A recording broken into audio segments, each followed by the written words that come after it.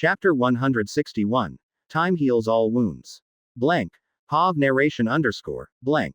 Enel sighed as he stood at the very front of a small aluminium flying boat. By his side stood Bonnie, and they were speeding towards the island, flying towards the archipelago on the horizon. Bonnie got impatient. I guess she cares about her Kuma a lot. Family will remain family, I guess. Enel looked at the anxious Bonini with a sideways glance, as his earlobes and short golden hair were swept backwards due to the wind. He was still wearing his training clothes, as Bonnie had pulled him directly from there. Wiper was a bit upset, but he shut up immediately when noticing just how anxious Bonnie looked. She was basically trembling with anticipation. Or was it fear? The entire time, she had been the only one still stressed out about the outcome of the mission. Especially since she didn't place much trust in Shiki's cognitive abilities. Alas, Enel was a lot calmer, as he knew that Shiki, even half senile, was still one of the strongest pirates alive, and one of the strongest swordsmen as well. See, can you sense them already? Bonnie asked as she looked at Enel with hopeful eyes. Enel sighed and closed his eyes. His observation hockey spread out alongside electromagnetic waves, bending around everything within Enel's radius and ignoring every wall or structure. Enel then opened his eyes and smiled. They are on the island. Along with a lot of slaves, and Kuma. Enel chose not to comment on Kuma's state, as he watched Bonnie clenching her fists and smiling brightly. Hurry up then. Can this thing go any faster? Bonnie immediately patted the Emperor on the back, trying to urge him to speed up his vessel somehow. We are already going at max speed for this ship. I've yet to find a way to increase the speed without completely melting the engine and ship and falling from the sky. Enel said as he tapped his cane on the deck of the small ship. He had built the engines in a hurry, but even then they were still powerful enough to fly the ship at speeds far greater than regular ships on the sea or blimps. Maybe in the future, with enough experimentation, his engines would improve. But Enel had also allocated a lot more time to training his hockey lately. Tisk. Can you fly there faster with your devil fruit? Bonnie was still dissatisfied, however, which made Enel scowl a bit. I can travel there instantly, but I can't bring you with me while I turn into lightning or electromagnetic waves. Bonnie simply rolled her eyes, hearing nothing but excuses. Enel didn't blame her for her impatience, it was after all someone she had longed to meet for a rather long time. Their conversation somewhat died down, as it took them a few minutes to reach the flying island, thanks to it also heading their way at a steady pace. Shiki and Francisco came out to greet them. Surprisingly, both of them were bandaged up a bit and looked rather bored. Bonnie immediately jumped from Enel's ship and onto the island, looking at the two old pirates with great hope in her eyes. Enel appeared by her side the next instant, wearing a gauntlet made from the ship he had built in a hurry. Captain. Mission was a success. Francisco waved at the two of them, and Enel immediately noticed that the blunt cutlass his first mate carried around had completely vanished. I guess not all without a hitch, huh? Enel studied the injuries of the two old men. Francisco seemed to have been banged up quite a bit, while Shiki only had a few cuts here and there, covered in light bandages. Could have gone a lot worse. I think we got away from there in the nick of time, honestly. Shiki shrugged a bit, and Bonnie to the side finally made her presence known by coughing a few times. My nephew. Is he safe? She immediately inquired about the health of her family. Francisco sweated a bit when seeing how eager the glutinous pirate was to learn about the rescue target. He's safe, per se. But he doesn't seem to be in a good state of mind. Francisco then gestured for Enel and Bonnie to follow him and started walking into the large mansion on the island that Shiki was controlling. Inside, about 100 slaves looked at Francisco and Shiki with awe in their eyes. It was clear that the two old pirates had won the admiration of all of the slaves in their rescue efforts.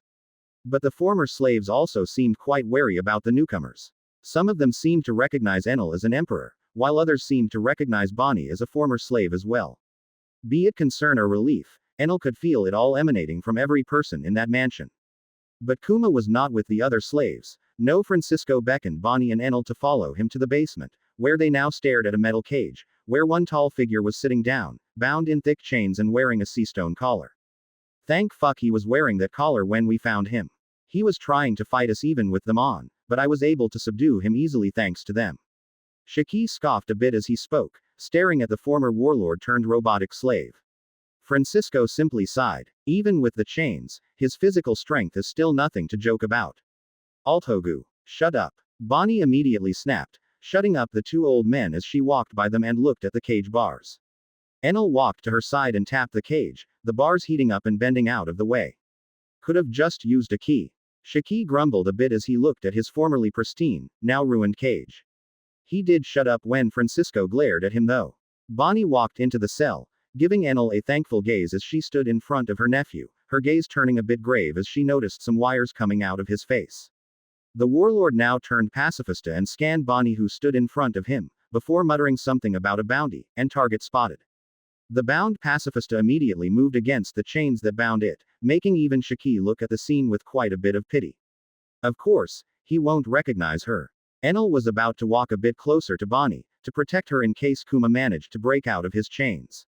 However, he was immediately forced to step backwards and place his walking stick in front of him. As soon as Kuma started struggling to attack her, something seemed to simply snap inside Bonnie. She seemed to grit her teeth as tears started spilling out of her eyes. A powerful wave of strange energy seemed to rush out of her. Francisco and Enel immediately covered their bodies in armament, being alert as they already knew of her power.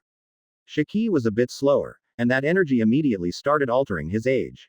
Shit. So her powers can also work at a long range. Well, it doesn't look like she can control it all that well.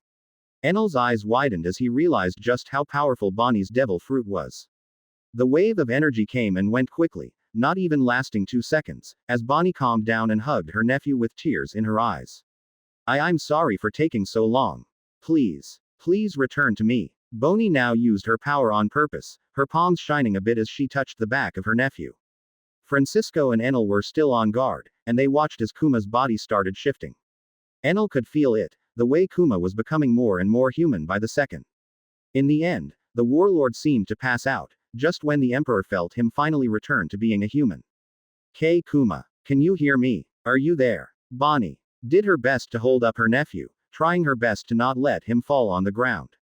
Francisco was the first to walk up to her, sighing as he did so. His hand turned red, and formed a claw. In an instant, all of the chains were destroyed, and Kuma's seastone collar was ripped off. The unarmed swordsman then helped Bonnie hold her nephew up before Enel tapped his cane on the ground and formed a large aluminium bed for the sleeping warlord. They lay Kuma on it, before finally hearing a cough from the other end of the room. That's nice. Would you mind turning me back to normal now? Shiki's voice sounded a lot more aged than before. Francisco immediately started laughing when he turned around. Enel and Bonnie couldn't help but sweat a bit when seeing him. The golden lion was now looking at the very least 30 years older, almost on the brink of death even. His formerly golden hair was now completely white, and he was supporting himself on one of his blades. Sorry. Bonnie walked forwards and tapped the man on the shoulder, her palm shining as she did so. Enel and Francisco then watched Shiki's body strangely morphing, and he was becoming younger and younger until he eventually reached the age of 40 when Bonnie stopped. She noticed she had overdone it a bit, probably due to still being emotional and or drained from meeting Kuma in such a state. Shaki, now 20 years younger, laughed out loud as he jumped on his bladed legs.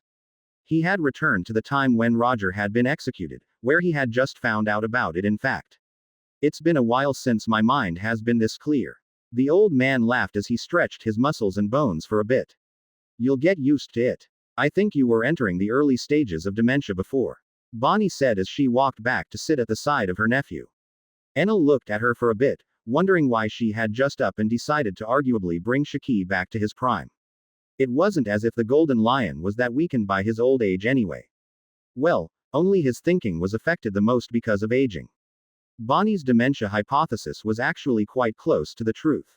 So at least now his mind was clearer, which would hopefully also help out with his observation hockey, as he had been the last to react to Bonnie's stray wave of aging energy. Still without legs, huh? Francisco was quick to poke fun at the golden lion though. Shut it. I've already gotten used to this anyway. I developed my 4 swords style for a reason. Shaki smiled as he spoke, not quite as mad at the swordman's jab as he would have been as a senile old man. Well, I'm glad the two of you are having fun. The 2 old men turned their heads to the side when they heard Enel speak. The emperor tilted his head and continued.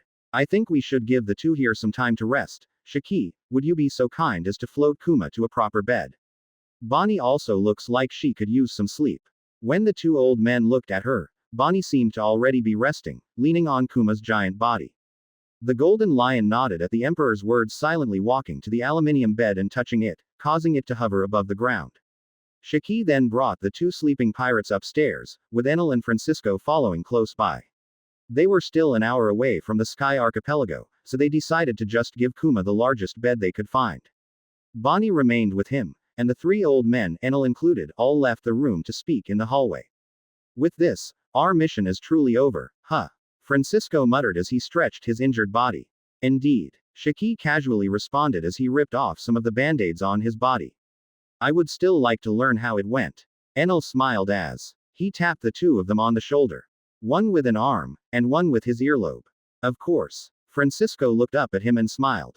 The three continued speaking the rest of the way, with the Golden Lion and Francisco recounting their tale and face off against Kong. Shiki also made sure to mention that the world government had a way to turn off a devil fruit's powers and that it had a lot to do with someone keeping eye contact with the user. Enel was fascinated by that, as he rubbed his chin a bit. So I is basically the born enemy of all devil fruit users, huh? It was an interesting thing to find out, and it solidified Enel's desire to grow his body and hockey alongside his devil fruit. I still have a long way to go if I want to face him. In the end, Enel was very glad about what the two of them had found. Including the gold that they had collected from Captain John's secret stash. As for the mission of finding John's body, Enel decided to help out Francisco with that. I heard some tales about a warlord having the power to raise dead bodies by imbuing them with shadows. I'm pretty sure he robbed the graves of just about everyone. Feel free to seek him out in your free time. Francisco appreciated Enel's help. Even if he wasn't sure he was going to find John's body with that warlord, he at least now had a lead to track. Shiki also resigned to helping him, which made the legendary swordsman happier. By the time they reached the Sky Archipelago, Enel had also learned that Kizaru had departed. His devil fruit didn't allow him to fly as quickly over such long distances, as it required him to reflect off of surfaces, so he was also using a weaver to thread on the clouds. His journey was bound to take a few weeks, maybe even a month, depending on how quickly he got in contact with the Neo Marines. It at least gave Enel enough time to go and visit the red-haired pirates. Chapter 162. State of Affairs, Sleep and Sparring. Blank. POV narration blank. 2 weeks flew by after Shiki and Francisco returned. The slaves they freed settled quite well on one of the Golden Lion's islands. Shiki, now 20 years younger, was also a lot sharper, no longer getting into petty disputes with Francisco or Garp in his free time. The old man still enjoyed joking around with them, but he managed to get over things much quicker than before. He had also decided to help Francisco with finding Captain John's body when the time came. Admittedly, he was more interested in the treasure than honoring his old comrade, but the Rock's pirates were never truly comrades. They were a group of powerful and ambitious people gathered under one even more powerful and ambitious captain. Shiki and Francisco at least were friends. Whitebeard was also their friend formerly, but he did fight Francisco to the death in the end. Regardless, the two old pirates were still kicking, and now both were back in their primes. Shiki was technically stronger than back then, as he now had perfected his four-sword style, which gave him a lot more versatility, and his mastery of hockey had also matured a lot since then. The Sky Archipelago was looking more and more crowded than ever, although Shiki's crew was still not allowed to come in contact with any Skypeans. Old-school pirates were not usually the best company to keep, and Garp directly forbade them from visiting. The slaves were, however, free to go wherever they wanted. Dragon and the revolutionaries helped cover their slave marks with tattoos, and they also assisted with building a village for them. Food was thankfully not a scarce resource now, as Shiki's islands were rather fertile, and the Golden Lion was already using more than half of his crew as farmers. Enel was also able to continue his training. This time, he and Wiper were training with Francisco directly. The two of them together needed to clash with the old pirate, using only Conqueror's hockey. They were holding up fine at first, but they were both crushed when Francisco got serious with them. The first mate was still pleased with their progress, especially Wipers, who had completely caught up to Enel, who had also slightly improved. Francisco was shocked to find out just how talented his pupil was, but he didn't complain. The first mate also made sure to give Wiper his new spear. The spear, Yase no Kiba, or the Wild Fang. The God Guard immediately took a liking to it, as he had also been training with a spear since young. Alas, he hadn't used one in a while, so Enel helped him get some of that rust off with a spar. Alas, Wiper still had a long way to go, as Enel was able to dispatch him rather easily when he actually started using his superior speed. Wiper's observation hockey still being a crapshoot didn't help at all against opponents that were too fast for the naked eye to react to. Instincts only carried him so far, and when Enel started moving faster, the tribal warrior found himself on his back more often than not. Now that Francisco handled Enel's training, he could finally go back to training the Sky Guards himself, relieving Akainu of his duties and leaving him with little to do. The training amped up for just about everyone, even Shiki going off to practice and get used to his now younger body. Kizaru was off to contact the Neo Marines, but the others were also busy. The admirals didn't have a lot of room for growth left, but they could at least teach the others and provide them with Sea King meat whenever needed. It was a piece of cake for Fujitora to fly down to the lower seas and hunt a Sea King after all. Aokiji didn't have any defined job, unfortunately. Instead, he just helped give blocks of ice to people who needed to regulate the temperatures in their homes. It was just something he did to pass the time. Lurthi and Robin were somewhat running out of things to research, so the two of them also started physical training. Lurthi had already decided to get stronger, as she wanted to at least be of help in case an incident like the one at Baltigo happened again. Surprisingly, Oven was helping them this time, as Sabo and the others were with Kuma most of the time. Oven was, however, more than qualified, as he had trained with Enel enough to be able to emulate his methods perfectly. That and also the fact that he was still a sweet commander, the second strongest in the Big Mom pirates with the exception of Big Mom herself. Everything was progressing well, and the Fuchsia village was also a bit more crowded than usual, as Garp and a lot of the Marines that had helped transport them visited regularly. So, things were going well for the Sky Islanders. Well, almost all things. When do you think he's going to wake up? Bonnie asked Dragon as she rubbed her arm with concern etched on her face. It shouldn't be much longer. Kuma is a strong man, he'll pull through. The leader of the Revolutionary Army was quick to reassure Bonnie. Kuma had yet to wake up even after 2 weeks, which managed to worry Bonnie and just about everyone that cared about him even slightly. Sabo, Ivankov, Koala. Most officers and army commanders were good friends to the former warlord. No one liked to see him in such a weakened state. But it was still marginally better than seeing him as an android controlled by preset orders and commands. Every doctor within the Revolutionary Army had already assessed that he was not in any physical danger. So it was likely that the problem was psychological more than anything. But it was bound to pass. Kuma was still a strong and determined man. To help the Revolutionary Army, he had even accepted being turned into a pacifista, just to get more information regarding the government's dealings with Dr. Vegapunk. Bonnie's power allowed her to heal all wounds, but the trauma was a bit trickier. Her ability also didn't always revert all scars and wounds, it was somewhat fickle really. Was it due to her lack of control? But she could control it. Although, not entirely. Many of her abilities were still undiscovered, even after all of those years. She had mostly used her powers on herself in her lifetime. And she only ever managed to use it on others by touching them. The wave of energy she had released earlier was as much of a surprise to her as it was to everyone else in the room. She couldn't quite remember if it had ever happened before, but she assumed not. Well, at least some good had come out of it. Enel and Francisco had also managed to avoid having their ages altered as Shiki had. Even if he's strong, I still don't like this. Bonnie continued rubbing her elbow, looking at the ground and averting her gaze from Dragon, who simply sighed. I understand how stressful it must be for you. From my understanding he's your one living relative. However, please trust him. He isn't and has never been a man that quits easily. Bonnie smiled a bit while staring at the ground. It was a tad comforting for her to hear that her nephew had made so many friends, and had that many people who respected him and loved him dearly. After saying his piece, Dragon took his leave. He still had many things that needed his attention. He was still making time to visit Kuma every single day though. Kuma was never left alone. Even now, he was with Sabo and the rest by his side, who continued talking randomly around him, hoping he would just wake up and join the conversation eventually. By comparison, what have I really done for him? I'm just sitting here and wallowing in self-pity. She quickly started admonishing herself. It felt as if she had just been wasting her time for 2 weeks while waiting for her nephew to wake up. But would Kuma even want to see her while she was such a mess? The answer was most likely yes. But Bonnie was not feeling like she could face him regardless. So, she decided to finally leave Kuma's side, and get back to her training. Garp was a bit surprised to see Bonnie back to training, but he didn't mind. The more the merrier after all.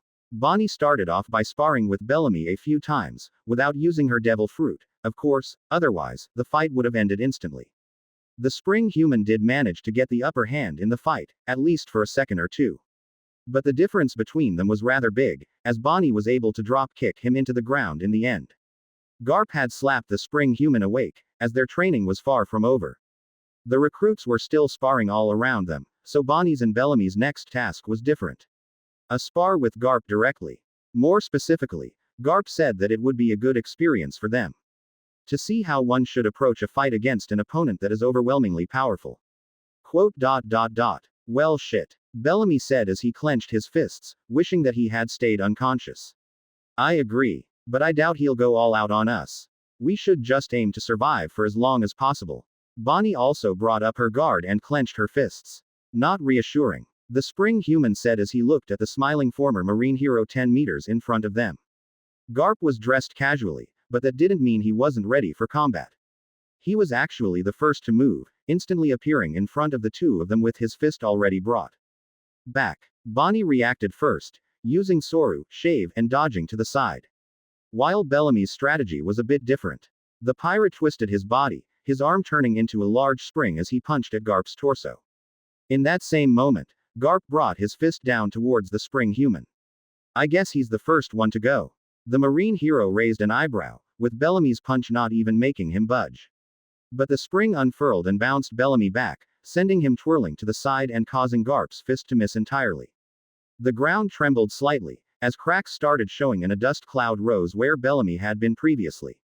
Ha ha ha. Good one you brat. The Marine was actually pleased with the inventive way Bellamy had managed to use his powers. That was a close one. Bellamy sweated a bit as he looked at the small crater where Garp's punch had landed. Garp simply scoffed when seeing the spring human's fear. I'm barely using any strength, you two better not be surprised by this much. The old Marine then turned his head towards Bonnie, who was already moving behind him. Bonnie's eyes widened when she saw Garp's eyes lock onto her. She immediately kicked the air in front of her, causing a flying slash to form and cut towards the old Marine. Hey! Garp was rather pleased with her reaction. The attack was still far from being able to injure him though. The old Marine slapped the flying slash away with a wave of his hand. The old Marine then crouched down and grabbed a rock. He threw it towards Bonnie, his arm slinging it in an obvious move. This isn't fair, Bonnie said as she pursed her lips and rolled to the side, narrowly avoiding the rock that pierced the rocks behind her like a bullet. Life isn't fair. Struggle more and maybe you'll get somewhere. Garp shouted with an amused tone. Behind Garp, Bellamy dashed and cocked his fist backwards, his wrist turned into a large metallic spring as he hissed and prepared for the strongest punch he could muster. Spring death knock. The spring unfurled once more, his fist being rapidly smashed towards Garp's back. The old Marine simply flexed his back and used Tekai iron body. The shockwave caused Garp to smile a bit, as he could see the ground crack a bit underneath him. But Garp's Tekai was perfect, and it ended up causing Bellamy's punch to simply be ineffective and slide off. Quote. Don't try a sneak attack if you're not sure you can even damage your enemy. Garp was quick to give him a lesson, as he backhanded the spring human into a large rock, causing it to break into hundreds of pieces and knocking Bellamy unconscious almost instantly. Bonnie scowled when seeing how ineffective their attacks were. If sneak attacks aren't viable, then what are we even supposed to do against someone like you? Bonnie complained a bit as she tried throwing more flying slashes at the old Marine. Well, you have a pretty good strategy overall. Garp spoke out as he punched forwards, the shockwave from his fist easily breaking the flying slashes. When facing an opponent that is overwhelmingly powerful, try to find ways to stay away from them, especially if they prefer fighting in close range as I do. Garp then used Soru, shave, and appeared in front of Bonnie, who once again was forced to roll to the side, as the Marine's fist crushed the ground where she had been. This time, the punch was much stronger, as the shockwave sent her tumbling to the ground. She recovered rather quickly, looking back towards Garp, only to realize that he was no longer there. Also, never take your gaze away from your opponent. That was the last thing she heard before being knocked out cold with a chop to the neck. Garp still smiled when realizing that both Bellamy and Bonnie had improved quite a lot. He had held back a lot, but they had still stood up against him rather well. The old Marine then continued with the training, not sending the two knocked out recruits to the infirmary. It was around that time that Enel also started contemplating departing on another journey. He had another place to visit besides Shanks and his crew. Where exactly? Well, there was still a certain clown he needed to look into. Blank, underscore chapter 163. Contemplation and departure. Blank, POV narration underscore, blank. Enel didn't leave to meet his so-called clown immediately. Buggy was also not the only person that the Lightning Emperor needed to visit. As there was also Shanks and his crew, he needed to pick up Sengoku and bring him over to Bonnie. At first, Enel wanted to bring Bonnie over to Sengoku and Shanks, but she was firmly against leaving the side of her nephew while he was in a coma. Enel couldn't quite bring himself to drag her away either, so he decided on just bringing Sengoku, and hopefully Shanks's crew, to the Sky Islands. They certainly had enough space. Enel was still in no rush to leave, as he knew Sengoku was in good hands. He first finished off his training with Wiper and Francisco for the day. The first mate was by all means still well above Enel and Wiper put together when it came to hockey, but it couldn't be helped. The legendary pirate had a few decades of experience on them, and he was also extremely talented, so catching up to him was going to take a very long time. Well, it was certainly bound to take longer for Enel than for Wiper, but that was just the way things went, unfortunately. Talent was not something Enel could control. Besides, he was already gifted enough in terms of observation hockey. Enel decided to take a scenic route back home, and he got to sit on a cloud and witness Garp drilling his recruits. He also caught Bellamy and Bonnie fighting both against each other and against Garp. He was also pleased with their progress. Seeing Bonnie back to training did make Enel a bit conflicted. He wasn't about to ask her to come with him to Sengoku again. At that point, he knew it was a waste of time trying to make her leave the island. But something else entirely was on his mind. Should I ask her to heal me as well? Bonnie was now already part of his crew. She had absolutely no reason to refuse him. But he still hesitated out of principle. There was another thought nagging him, scratching at the back of his mind. If she uses her abilities on me, does that mean I'll return to how I was back then? Does her devil fruit also affect my soul? Enel really had no way of knowing for sure, as it had never been tested properly. In the first place, Bonnie's power was a confusing one, and it was extremely difficult to study its effects on the soul. The only examples he had were Shiki and Francisco, and they were both turned younger. Francisco did assure him that everything would be fine, but he didn't really know for sure. It did in fact not seem to affect hockey from the examples that Enel had, but there were simply not enough examples for him to be sure. In the end, the Lightning Emperor simply rubbed the bridge of his nose and decided to leave it be for now. Screw it. I don't need an arm anyway. Even without it, I'm stronger than ever. I'll be just fine for a few more weeks. I'll speak to her once I've also brought Sengoku to meet her. He continued floating away. This time he ran into another group of people fighting. Smiling, the Emperor looked down at them all with glee. Oven, Lurthy and Robin were sparring. More specifically, Lurthy and Robin were having a bit of a catfight spar, and Oven was just making sure nothing got too out of hand. It was rather strange. For Enel to see Lurthy fighting, he was much more used to her sitting on a chair and reading about moonrunes. I wonder who'll win. Robin herself was also a bookworm mostly, but she had already trained a few weeks with Enel, and he had seen her fight before. The fight seemed to be pretty cut and dry. Lurthy had a great advantage with her mastery of armament hockey and fishman karate, and Robin was only able to keep up thanks to her versatile use of her devil fruit powers and rokushiki. Enel landed right beside Oven, not surprising the sweet commander at all with his presence. Done training for the day? Oven asked as he continued looking at the two women duking it out in the field, their attention too concentrated on one another to notice Enel's arrival. Yep, for the next week or so, I need to depart today. Enel gave the sweet commander a grin as he spoke, before turning his head and also observing the fight. Lurthy seemed to be moving in a rather inflexible manner, somewhat hampered by the hands that seemed to constantly grow around her and grab at her legs and arms. Robin was doing a really good job of controlling the battle despite her disadvantages, but she wasn't able to keep Lurthy in place for long. This head of the research team. She sure is stronger than I thought. I guess you do need strength to be in any leading role in an organization that directly opposes the world government. Armament hockey really did provide Lurthy with a rather unfair advantage. Enel and Oven both observed how the head of the research department simply tanked dozens of flying slashes sent by a few legs that sprouted out of the ground. It was at that point that Enel also noticed that Robin was already getting winded. I guess using the rokushiki on several limbs at the same time is a lot more draining. I might end up resuming my training with her. Getting her to grow stronger might also help with Nika's awakening, since Luffy isn't likely to get Law's help anymore. The Lightning Emperor simply rubbed his chin and nodded with a smile on his face. Something got you excited. Oven decided to interrupt Enel's thoughts with a slight jab, his elbow hitting the Emperor's ribs a few times. Enel just yawned. Don't know what you're talking about. Oh, come on now. I saw you peeling your eyes at Robin. You ain't fooling me. It's perfectly reasonable for a man your age to already have kids. I bet you're just looking for someone to make them with. The sweet commander looked at the Emperor by his side with a wide grin plastered on his face. Quote. I am in no way looking to have a kid in today's climate. Especially not with I am and the world government breathing on my neck. The Emperor shook his head, slapping the taller sweet commander with one of his earlobes. The slap cracked the ground underneath Oven, who managed to protect himself with armament in time to not get slapped into the ground. The sweet commander felt some annoyance rising up in his bloodstream when noticing what Enel had slapped him with, but he didn't get to comment before Enel continued speaking. Besides, there's barely enough time for me to relax lately. I can't really afford to get involved with someone at this stage. The Emperor's voice was rather quiet, only Oven who stood by his side managed to hear it. Hey, I didn't hear you denying the fact that you were staring at her either. Oven's voice was even quieter than that of the Emperor when saying that phrase. To the point where Enel barely heard him. The Emperor just rolled his eyes and ignored the sweet commander by his side.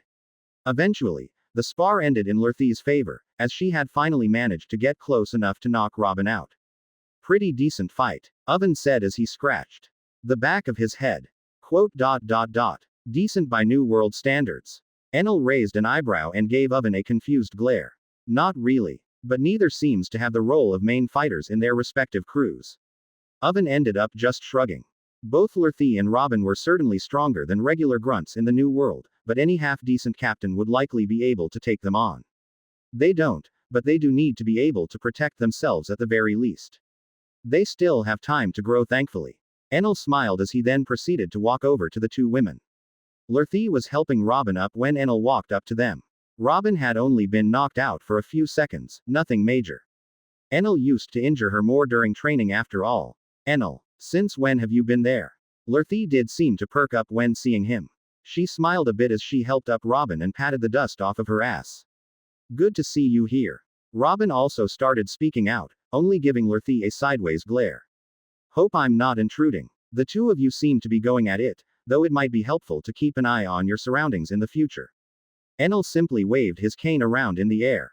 Noted. But we aren't exactly in an unsafe environment here. Lurthi shrugged a bit. There's also that big guy to protect us. She then pointed at Oven, who just waved at them from the distance, not bothering to get much closer. He seems a bit harder to approach though. Lurthi tapped her chin with her index finger as her blonde hair danced in the wind. Don't mind him, he's just shy around new people. He's quite nice once he opens up. Enel was quick to explain away the awkwardness.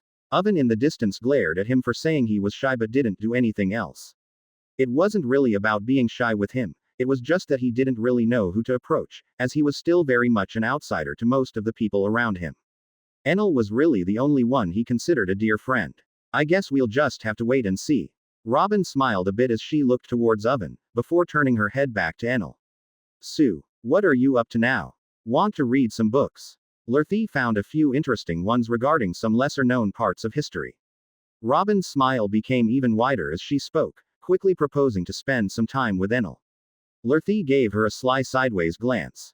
Hey, weren't we supposed to train for a few more hours? At that point, she and the rest of the revolutionaries had already learnt that Enel and Robin weren't husband and wife and that Enel wasn't a wife-beater. So to Lurthi, it was now more about a blossoming love story that she wanted to see unfold. Some romance and sweet moments while fundamentally destroying the world government and everything it stands for. So romantic. Robin's smile did feel a bit contagious even to the Lightning Emperor, but he knew that he wouldn't be able to leave that day if he did join the Straw Hat archaeologist in her studies. I'd really love to, but I'll have to decline for now.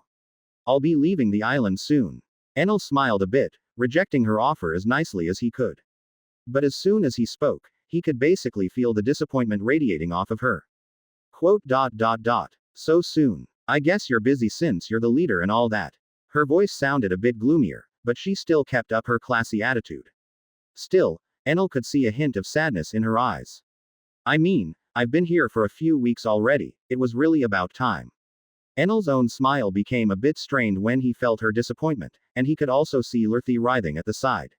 So he decided to at least give Robin some reassurance. Sorry for not spending more time with you. I'll be sure to rectify that when I return. Robin immediately perked up when hearing that. All of her disappointment and sadness disappeared and a sly smile spread on her lips. Oh, I'll be looking forward to it then, she said as her eyes shined mischievously. Shit. This gal played me. Enel scowled a bit internally. Outwardly he only stared at Robin with narrowed eyes. I'll also resume training you. I want you to be strong enough when you leave off to rejoin the Strafuts. We won't have a safe word this time around. Just as her mood had skyrocketed, Robin's spine shuddered a bit when hearing that last part. A safe word for training.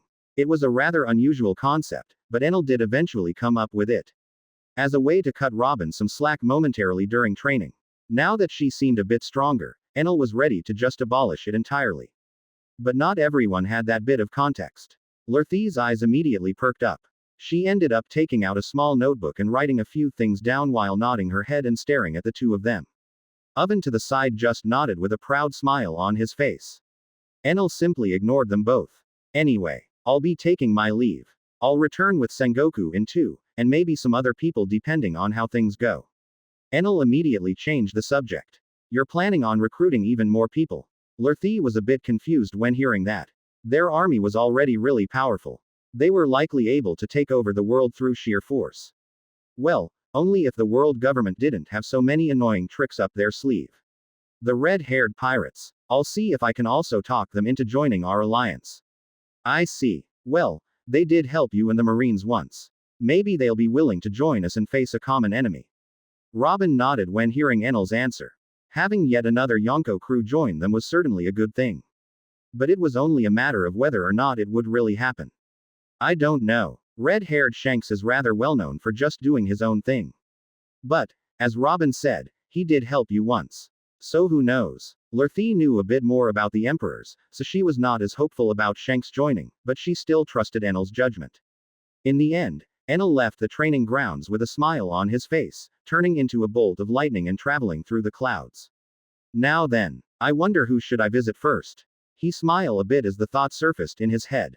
He found it rather amusing that he was debating on which of Galdi Roger's deck boys to visit first.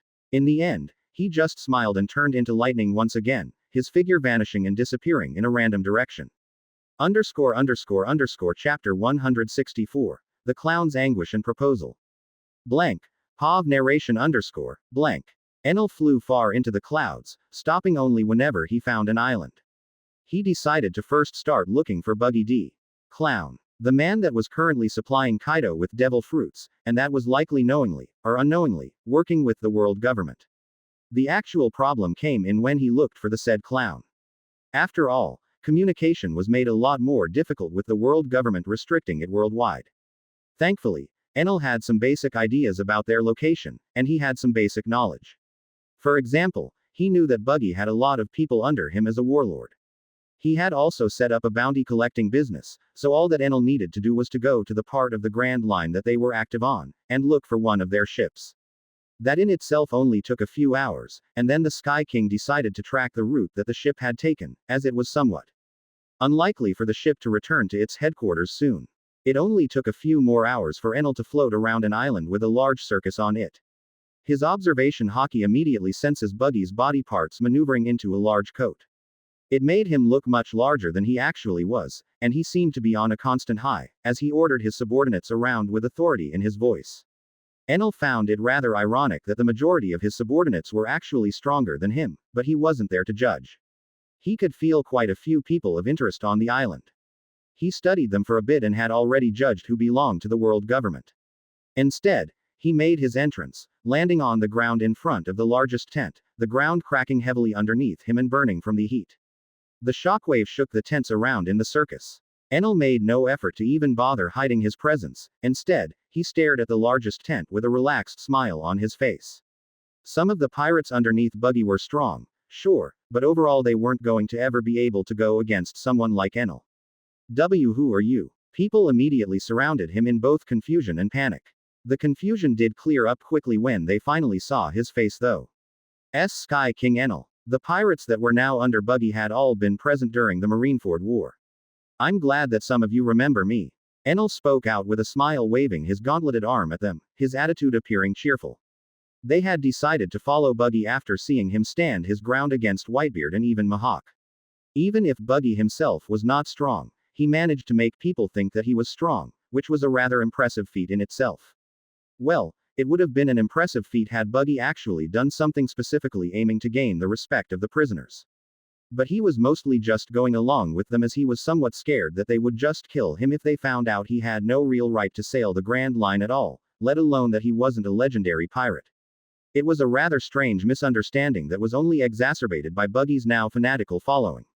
They constantly hyped him up, and thanks to that Buggy's fame kept snowballing as his large crew collected bounties from pirates in the Grand Line. However, even Buggy's fanatical following didn't think their captain was above the man that had just crash-landed in the middle of their island. Even though Enel looked slightly different, his figure had still left a very large impression on everyone that had been present at Marineford. To them, Enel was an emperor through and through. A man with the power to make the world bend to his will. After all, seeing a devil fruit user control the sea was beyond bizarre. Sky King, are you here to meet our captain? Many of the pirates present sheathed their weapons, mostly out of fear, but also because they knew that there was no stopping Enel if he truly wished to kill them all. Yep, I want to meet up with Warlord Buggy for a bit, not here to cause any trouble though, you all can rest assured, we're all pirates here. Enel patted himself on the chest as he turned one of his white earrings into a walking stick and grabbed it in midair, tapping it on the ground twice in quick succession. The pirates around him seemed to relax a bit. No one wanted to bring up the fact that they were technically a warlord's crew working for the world government and had specific orders to hunt pirates down, as they didn't want their island to be suddenly flooded. We'll let him know of your arrival, sir. Some of the pirates scrambled and ran towards the largest tent, letting their captain know that an emperor was visiting. Enel decided to give the clown pirate some time to compose himself, as he didn't want Buggy to piss his pants in front of his subordinates. The Sky King was well aware that his presence and respectful attitude were likely going to raise Buggy's status in the eyes of his subordinates. He actually found it a bit funny that he was able to contribute to the misunderstanding a bit more. Enel was also really curious how Buggy would manage to juggle all of the misguided pirates under him. He was even more curious about how Mahawk and Crocodile would end up with him in 2 years, but he assumed things were unlikely to go the same way due to his interference. The pirates around him were still quite wary and scared of him, but they had all sheathed their weapons and were waiting patiently for Buggy's response. Enel chuckled a bit internally as he felt Buggy scrambling and panicking inside the tent.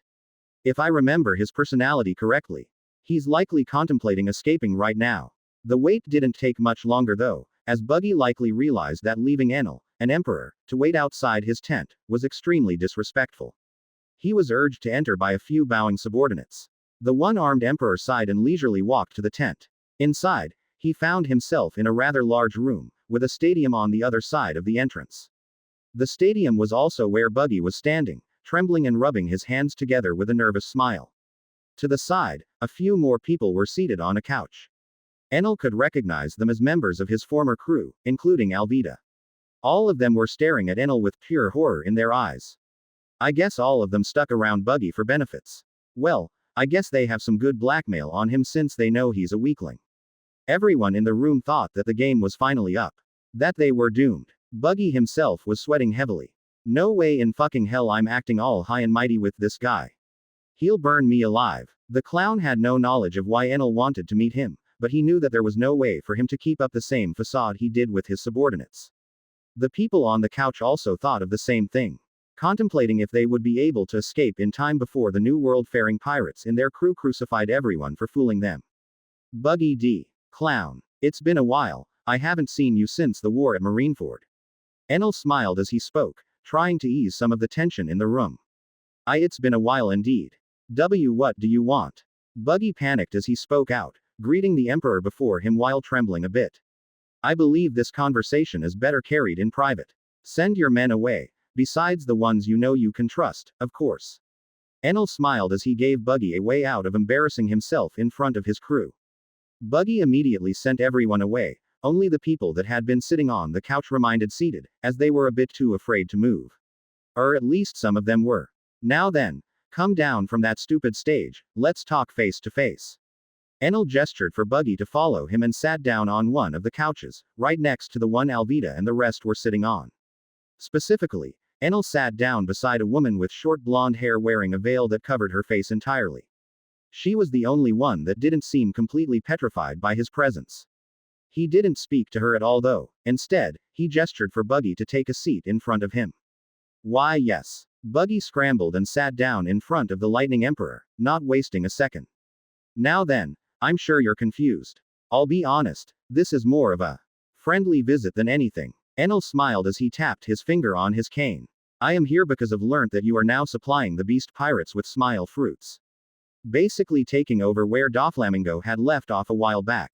Enel got straight to the point. The woman beside him only reacted slightly at the mention of smile fruits, but otherwise kept her composure. Why yeah, we got contacted by some mad researcher looking for funds to continue his work. The deal with the beast pirates kind of just dropped on our table right afterwards.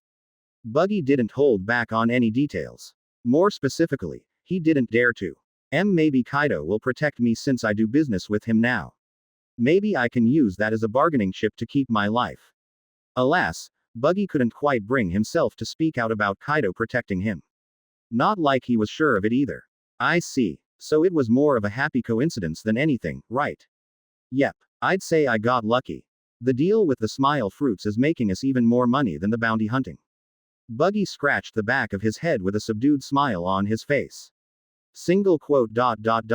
This guy really is just a clueless puppet. Enel stared blankly at the clown before finally turning his head to the woman by his side. Now then, who would this be?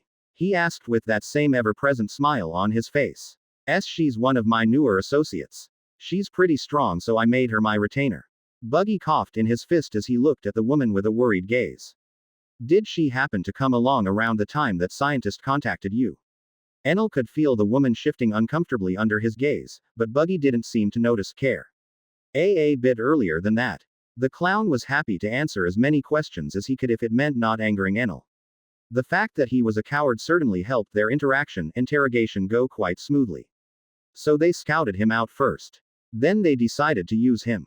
Pretty smart. I see. Thank you. I just wanted to confirm a few things with you. I do have a proposition for you. Enel nodded as. Why yep. What can I help with? Buggy was very glad that Enel was done with his questioning so quickly. Would you be interested in an alliance? Enel pointed his finger at the warlord with a sly smile on his face. At that point, everyone stared at him with wide eyes, even the government agent by his side was too flabbergasted to keep her composure. An alliance. What would it consist of? Buggy was basically wiping the sweat off his forehead as he sighed in relief and calmed down a bit. Well, it would mostly consist of the two of us joining forces to fight a much larger foe in the future. Enel smiled as he tapped his staff on the ground and gave the government agent by his side a sly sideways glance. Let's see how she reacts now. Chapter 165.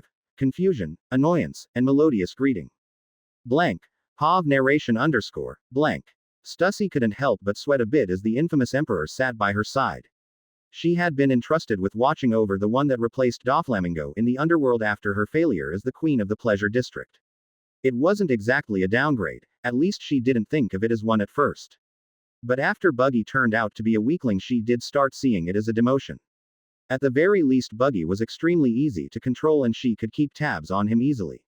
Enel's appearance wasn't something that she expected. But the fact that he didn't instantly attack her was a good sign. Well, it could also mean that Enel was just playing with his food, but she didn't take him for that type of person. One thing was clear though. Enel surely knew of her identity. The Sky King didn't even bother hiding it in any way, constantly glancing at her with a smug look on his face. There was also the proposal that he made to Buggy, which Stussy couldn't help but find amusing. It was clear to her what Enel was proposing, that the common enemy was the world government. She knew that a war was going to happen and that it would happen soon. She did have to restrain herself from bursting out in laughter. It was funny both because of the cheeky way Enel looked at her, and because she knew Buggy's personality at that point. There's no way in hell this fucking coward will agree to fight in a war. Who would we be fighting against exactly? Buggy's voice came out as more of a whimper than anything. Oh, just the world government. Enel smiled as he worded out his sentence in a rather casual manner. Stussy's smile widened beneath the veil she was wearing, as she could visibly notice how Buggy's eyes almost popped out of their sockets, how his skin turned completely white. World Government. Mr. 3 muttered as his lips trembled in fear. He had been trying to make himself as small as possible and stay out of the discussion, but he couldn't help himself from exclaiming his shock. The other people nearby, Alvida and the rest, seemed to be having similar reactions. Yep. It's actually quite obvious if you think about it. I mean, it's what pirates have been facing for a long time now. Enel nodded as he spoke in a matter-of-fact tone, casually inviting the people that didn't even belong in the Grand Line to wage war against the strongest force in the world. Stussy couldn't help but find it amusing. But she was also a bit confused as to why Enel was doing it. On one hand, this clown does have a rather decent army under him. But it's nowhere near strong enough to merit the Emperor himself to recruit them. Stussy was stuck pondering Enel's motives for a few seconds, as the people around her were still processing the invitation that Enel had thrown on their laps. Is he trying to send a message to the world government through me? The message would be his intentions to recruit more and more people, I guess. But we already know he's got an army. Stussy simply couldn't wrap her head around the fact that Enel simply wanted Buggy to join him.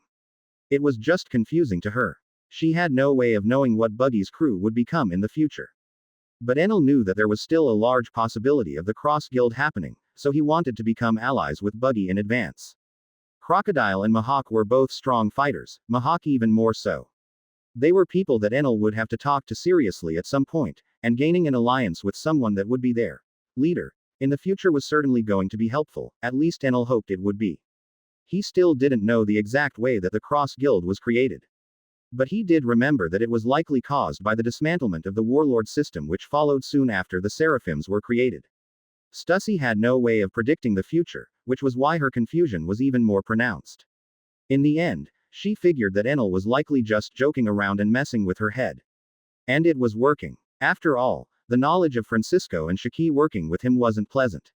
Enel was also reportedly in cahoots with the Whitebeard pirates after the Marineford War, so to Stussy, it was like she was looking at the rebirth of the Rocks pirates.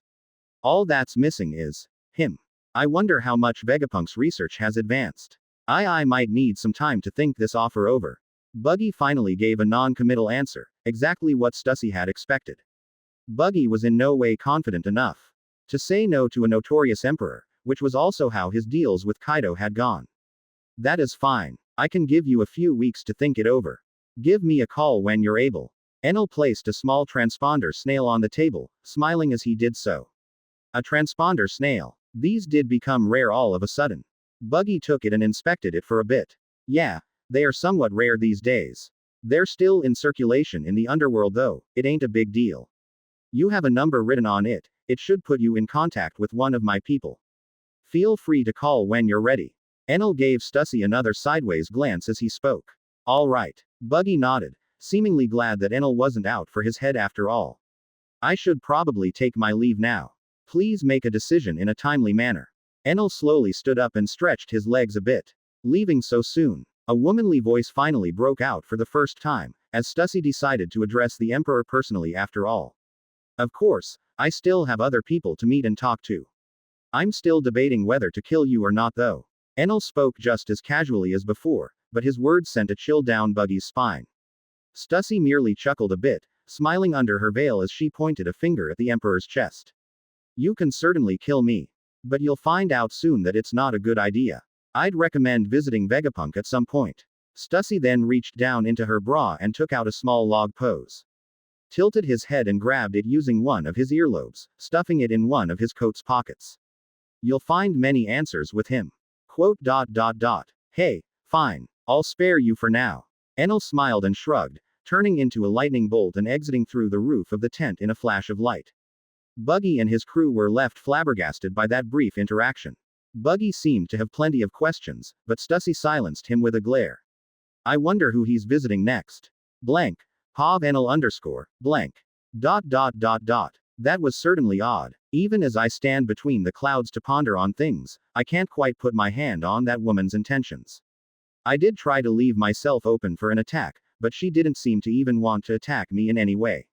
Was it because she was undercover? Doubtful. I gave her the chance to kill one of the world government's biggest enemies, but she chose not to try at all. It feels as if her interests don't lie with the world government at all. Is she in some way related to Vegapunk? But Vegapunk was also working with the world government, so what's the deal with that? I'll have to find out. The log pose she gave me does seem to be an eternal pose for some island. I don't really know which one, but I'll find out when I decide to visit.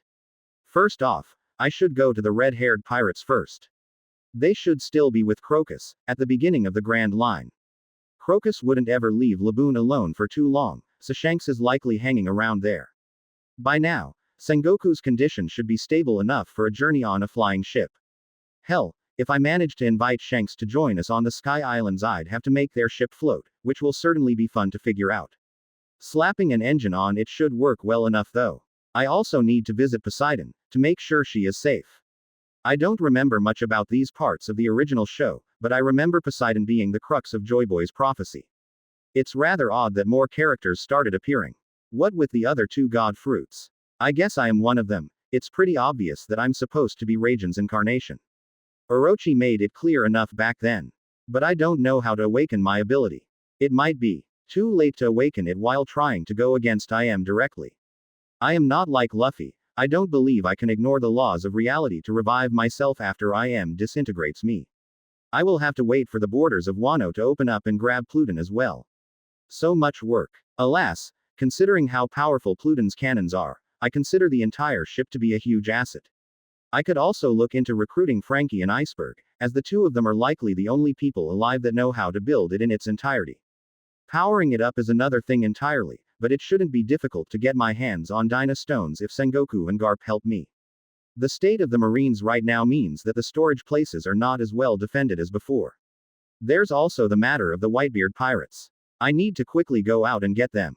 I'm sure I can convince Newgate that it's safer on the Sky Islands now with the way the world is moving. I'll get everything done and then focus on my training. Blank. Pav narration underscore, blank. Enel's next stop was rather simple. He simply flew over to the red line, which wasn't all that difficult to find. Then he flew in a direction until he finally caught sight of the reverse mountain, the very entrance to the new world. Enel could sense that Shank's crew and ship were underneath the waves, inside of Laboon. I guess I should have expected to find them inside of Laboon. Enel was a bit confused as to how to call Laboon to the surface. He didn't really know what methods to use and he didn't want to shock Laboon by electrifying the waters around them. Hurting Laboon was a big no-no, both because Crocus would have a death grudge against him and because he'd likely lose any respect that Shanks might have had for him. Single quote. I think I know a way. Enel cleared his throat, preparing to project his voice loudly over the ocean below him. It was rather simple. Laboon was rather famous for being an island whale that particularly enjoyed music, and stuck around with a crew of pirates with the only mission of spreading their music around the world, to put smiles on the faces of all children. There was one thing that Laboon would respond to. Music. It's the one song I remember from the show. Enel had no hopes for his untrained vocal cords to match those of the Rumbar pirates, who lived and died by their music. But he could still try to emulate it as best he could. Yo-ho-ho-ho tilde yo-ho-ho-ho tilde. Yo-ho-ho-ho tilde yo-ho-ho-ho tilde. Enel's voice felt stunted at first, slowly but surely gaining life as he forced his vocal cords to shift according to the sounds that he made. Yo-ho-ho-ho. Yo-ho-ho-ho. Yo-ho-ho-ho. Yo-ho-ho-ho. Enel smiled as he felt the sea in front of him shifting. The waters trembling at his voice. Gather up all of the crew. Tilde. It's time to ship out Binks Brew tilde. Sea wind blows tilde. To where? Who knows? The waves will be our guide. Enel smiled as he slowly got into the song, remembering its verses one by one as they flowed out of his throat and rolled on his tongue. A large shadow seemed to appear from the depths of the seas, and Enel continued singing. Or across the ocean's tide. Rays of sunshine far and wide. Birds they sing. Of cheerful things. In circles passing by. Enel felt a bit strange not having music to accompany his voice, but he could feel the rhythm in his heart regardless. Bid farewell to Weaver's Town. Say so long to Port Renowned. Sing a song. It won't be long before we're casting off. Enel could feel the gigantic island whale pop its head slightly out of the water, a large geyser rising to the sky as it shot water out of its blowhole. The Sky King could see a badly painted gigantic Jolly Roger splattered on its head. Cross the gold and silver seas. A salty spray puts us at ease. Day and night. To our delight. The voyage never ends. Enel smiled as he looked at the gigantic figure of Laboon, who seemed to be wiggling around a bit, before smiling and opening its mouth, revealing a large ship, where a few more dozen voices joined in. Gather up all of the crew. It's time to ship out Bink's brew. Pirates we, eternally, are challenging the sea. The red-haired pirates joined in merrily, some hanging off the mast, others jumping around and dancing on the deck. Shanks himself was on their figurehead, happily drinking and singing along. With the waves to rest our heads. Ship beneath us is our beds. Hoisted high. Upon the mast. Our Jolly Roger flies. Enel smiled when seeing them. He thought of stopping his song, but then the instruments started sounding on Shanks' ship. The Sky King didn't want to be the one to end the party after starting it. And seeing Laboon's tail happily dancing in the water did make him want to continue. Somewhere in the endless sky. Stormy winds are blowing wide. Waves are dancing. Evening comes. It's time to sound the drums. The scene became a full-blown party, as the red-haired pirates seemed to climb on top of Laboon, drinking and laughing as they sang along. But steady men, and never fear. Tomorrow's skies are always clear. So pound your feet, and clap your hands, till sunny days return. A large circle of pirates formed as they danced on the whale's head, who seemed to join them, as its tail turned and twisted, creating waves that pushed against the tide of the ocean with ease. Yo-ho-ho-ho tilde yo-ho-ho-ho tilde. Yo-ho-ho-ho tilde yo-ho-ho-ho tilde. Enel stopped singing on a high note, as he turned into a bolt of lightning and landed on the ship. The red-haired pirates continued singing, the atmosphere maintaining itself at that point. Yo-ho-ho-ho tilde yo-ho-ho-ho tilde. Yo-ho-ho-ho tilde yo-ho-ho-ho tilde. Enel smiled for a bit, looking at the pirates before signing. I guess dancing around a bit won't hurt anyone. Chapter 166. The Fleet Admiral's Anguish and Conversations. Blank. POV narration blank. The red hair pirates didn't really know what to expect while waiting on Enel to return. They were mostly waiting for Enel to take Sengoku off their hands. It did also thankfully give the former fleet admiral enough time to somewhat recover. Sengoku had already woken up, and he seemed to scowl when seeing that he was on an unknown ship. The former fleet admiral had actually expected to die that day at Baltigo. He had been among the first to lose consciousness, as he was the one to take the brunt of that attack with his body. Surviving did give him hope that the others were also fine though. He trusted the admirals and Enel to be able to come out of the situation mostly unscathed. When studying the state of his body, he was left a bit flabbergasted by it. The first major injury in his career.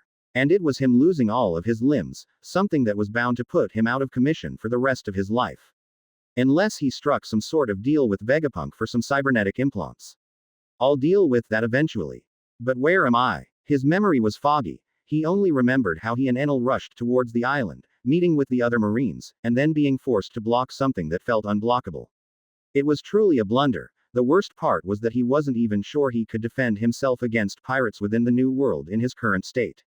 The fleet admiral only froze up completely when seeing Crocus and Shanks enter the room he was resting in. Shanks. And as that, Crocus. It was indeed concerning, the remains of the Roger pirates entering his room while he was otherwise indisposed. Alas, Sengoku was well aware that they didn't carry any grudge for Roger's execution. The man had let himself get captured, so it was his own choice. Glad to see you're awake, Sengoku. Crocus especially treated all of his patients with neutrality, regardless of their background. As a doctor, he needed to be that way. When hearing the response, Sengoku could finally relax. Neither pirate seemed to be interested in causing him any harm. Shanks wasn't even carrying his sword, although he surely didn't need it to appear intimidating to the now limbless Sengoku. Crocus. Shanks. What the hell happened? The former fleet admiral only had that one question as he struggled to raise his head and lean on the bedframe behind him. Shanks sighed, and Crocus helped him get into a more comfortable position. The two pirates proceeded to explain the entire situation to Sengoku, who quietly listened the entire time, a permanent scowl on his face as Crocus helped him put his now cracked glasses on. Everything was said that day, from the Marines leaving with the revolutionaries to Enel leaving not that long after to contact some other allies. The fact that Akainu and the others left with Dragon, the man that had betrayed the Marines previously, left a bad taste in his mouth. Dragon mostly just betrayed the world government, which appears to have now betrayed us. So there's no reason to keep a grudge, I guess. Dragon's betrayal had been a major hit for the Marines, as Dragon had once been close to an admiral position in the Navy. But it was nowhere near as painful and damaging as Enel's betrayal during the Summit War. And if Sengoku could excuse Enel for that and work alongside him on Baltigo, then he could certainly excuse Dragon for his misgivings. Needless to say, the former fleet admiral was a bit disappointed that they had left him alone with Shanks of all people. But he assumed Enel trusted the man enough, and it did seem that the trust was well placed.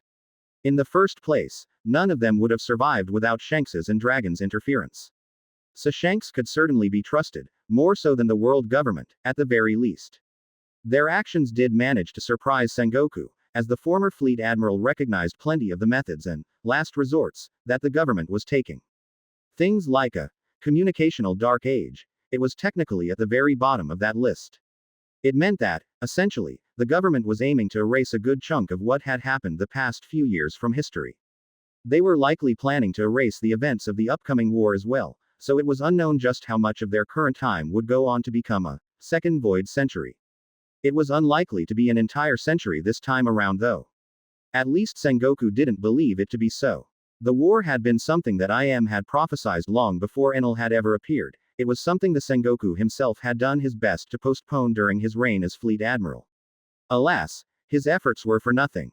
No matter how many premonitions IM made, they would have never been able to calculate an outside factor interfering. Since Sengoku himself was one of the people that was supposed to be erased, he decided to also give Shanks and Crocus that piece of information.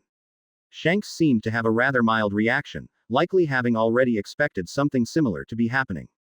Crocus didn't seem to be bothered all that much. As an old doctor he wasn't all that involved in the world, so he didn't care. That conversation didn't last much longer after Shanks and Crocus gave Sengoku that rundown of everything that had happened.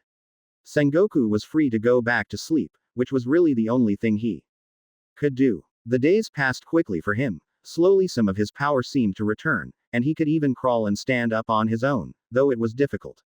And he also learned that they were somewhere inside the mouth of a large island whale. Just as he learned about that, the seas above them seemed to stir, and a voice traveled throughout their surroundings. An old sailor's song, a certified pirate classic that just about every sailor knew and loved. Even Sengoku knew it verse by verse, as it was a sea shanty that even some marines liked to hum from time to time. Though it was mostly for ironic purposes when they did it, as the song spoke of freedom and piracy in a very positive light. Sengoku felt as the whale surfaced, and the pirates on the ship all broke out in song. Crocus entered his room with an annoyed huff, locking the door behind him as the party raged on outside. What a childish bunch. Crocus scoffed as he sat down on a chair near Sengoku's bed. Sailors will always be sailors. Can't ask them not to party at any chance they get. Any day might be their last, at least they know how to enjoy it.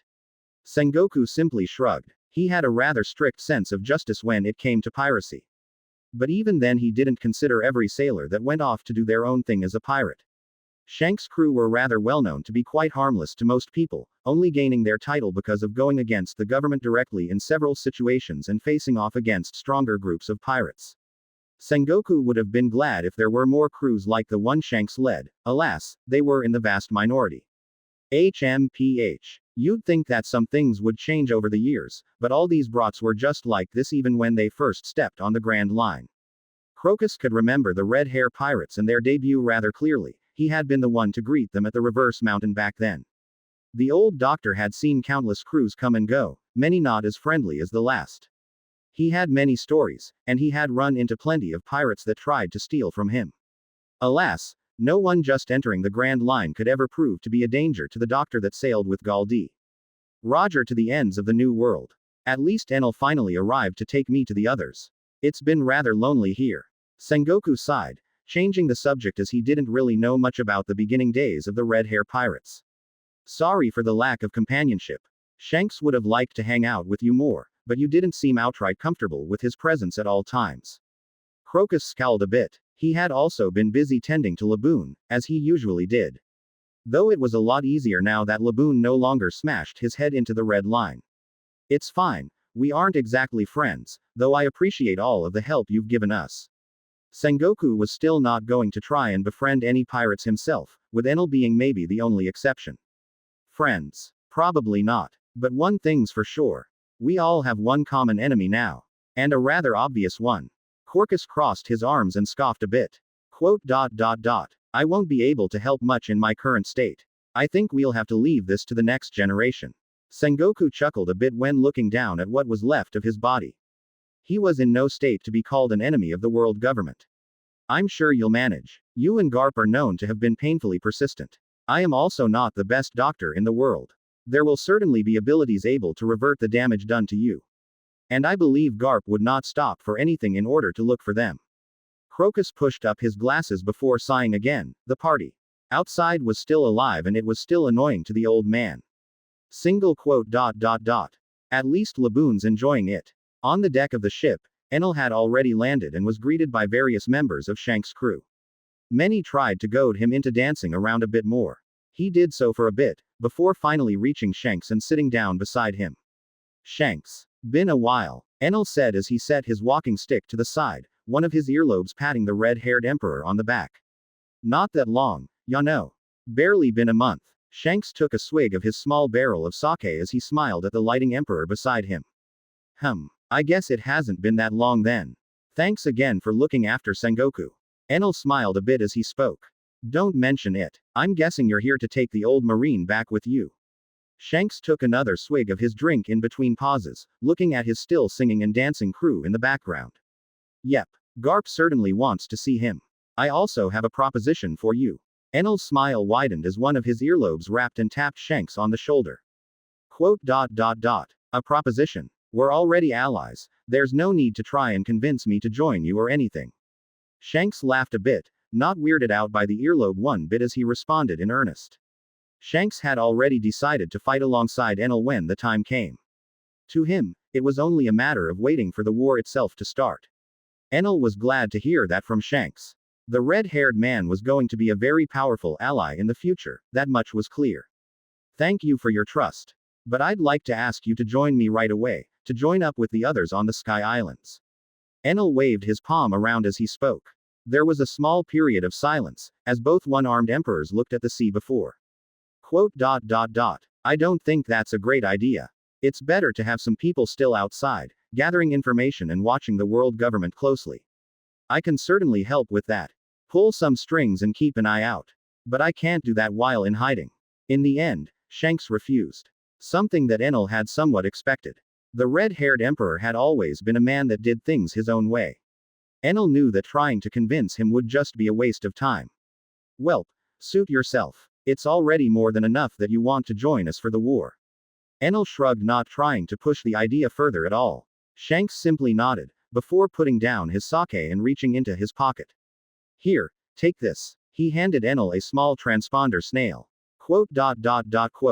Enel simply grabbed it and looked at it for a bit. It had on it drawn a small Jolly Roger, Shanks's Jolly Roger. We'll stay in contact through that for now. It's a private channel, at least the world government can't silence all of those. Shanks chuckled a bit as he picked his drink back up. Okay then, I guess I should get going, right? Enel slowly got up, patting the dust off his coat with one of his earlobes as he picked up his walking stick. No way dude. You started this party. I know my crew, it's going to go on for at least 2 to 3 days. Since you started it, you have to stick around. Shanks smiled as he also stood up to join his crew. Quote. Enel looked around for a bit, before simply shrugging. Fair enough. Chapter 167. Reunion, Forgiveness and Departure. Blank. POV narration blank. Enel didn't spend the full 3 days partying with the red hair pirates. He only spent a brief 1 day instead. He tried to take his mind away from finally meeting and talking to Sengoku. The old fleet admiral had been someone that had placed his trust in him, and Enel had walked all over that trust. It could be said that it was Enel that had ruined the Marines, although the world government was truly the one that decided the Marines were no longer worth the trouble of keeping around. It was clear even from their brief conversation at Baltigo, that Sengoku hadn't truly forgiven Enel, and he was right not to forgive him so quickly. Enel had won his trust, and by all means had befriended the old fleet admiral, only to betray him in the end. A stab in the back was not something that could be easily forgiven. Garp may have forgiven Enel for aiding the Whitebeard pirates, as his grandsons were saved that day. And Sengoku would have also easily forgiven Enel if he had only defended Garp's grandsons. Even if one of them was the biological son of Galdi. Roger. Still, Enel knew that he couldn't avoid talking to Sengoku, so he decided to not postpone it much longer. Entering the room, Sengoku was lying in his bed still, he seemed to be asleep. So the lighting emperor simply stood by his side and waited for him to wake up.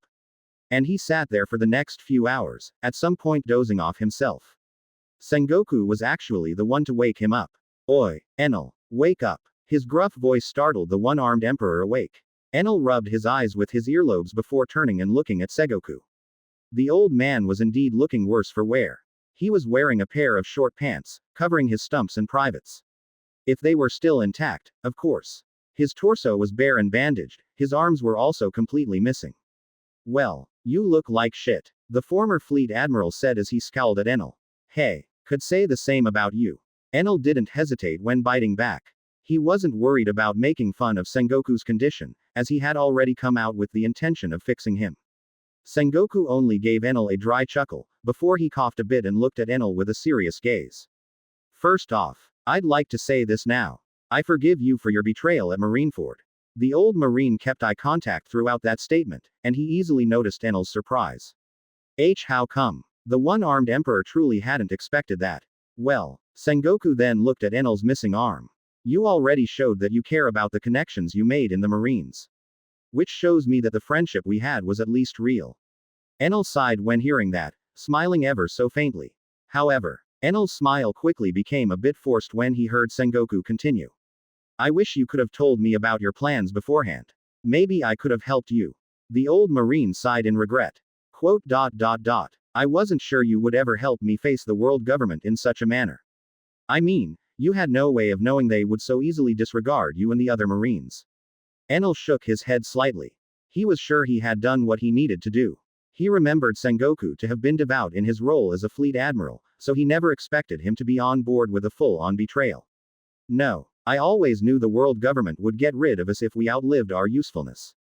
The five elders never once trusted us, it was only a matter of time before they finally decided we were more trouble than we were worth. Though I guess I would have been a lot more hesitant to assist you, not knowing what I know now.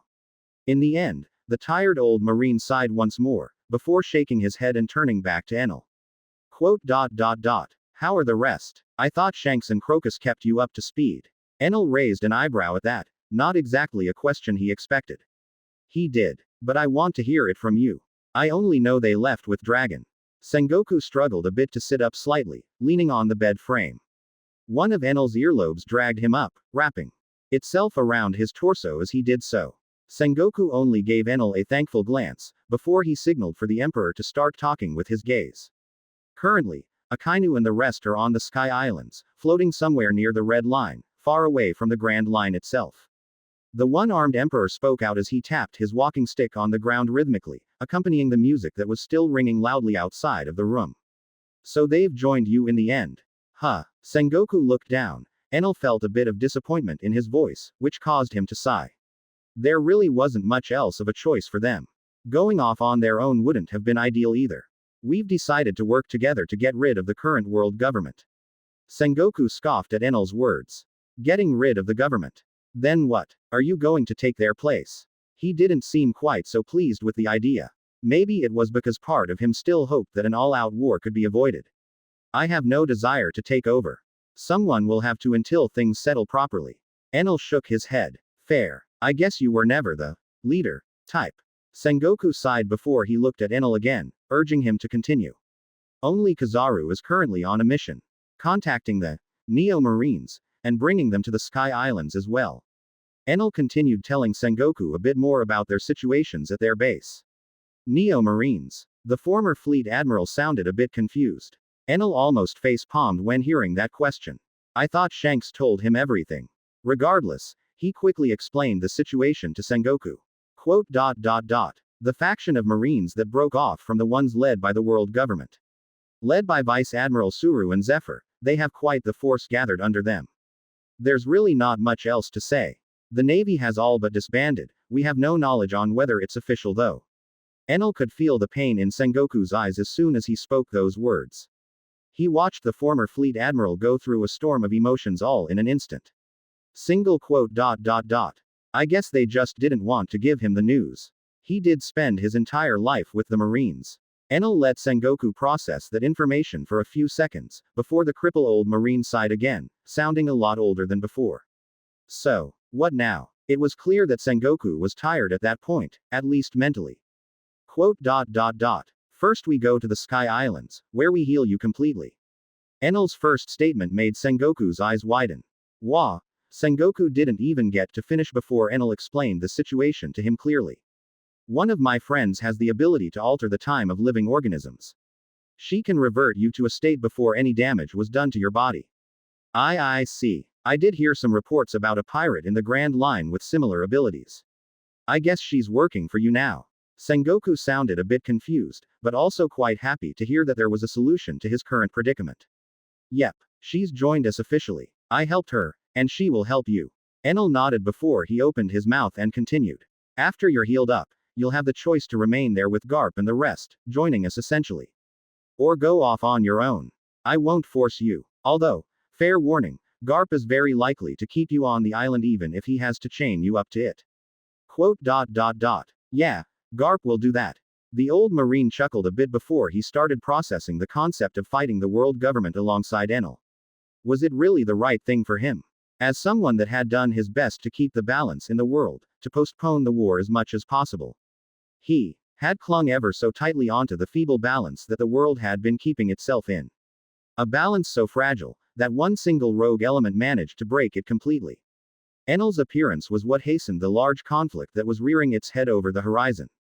But at the same time, it was the world government that was stoking the flames of revolution with its aggressive and sadistic practices. Sengoku grit his teeth, seemingly still hesitant.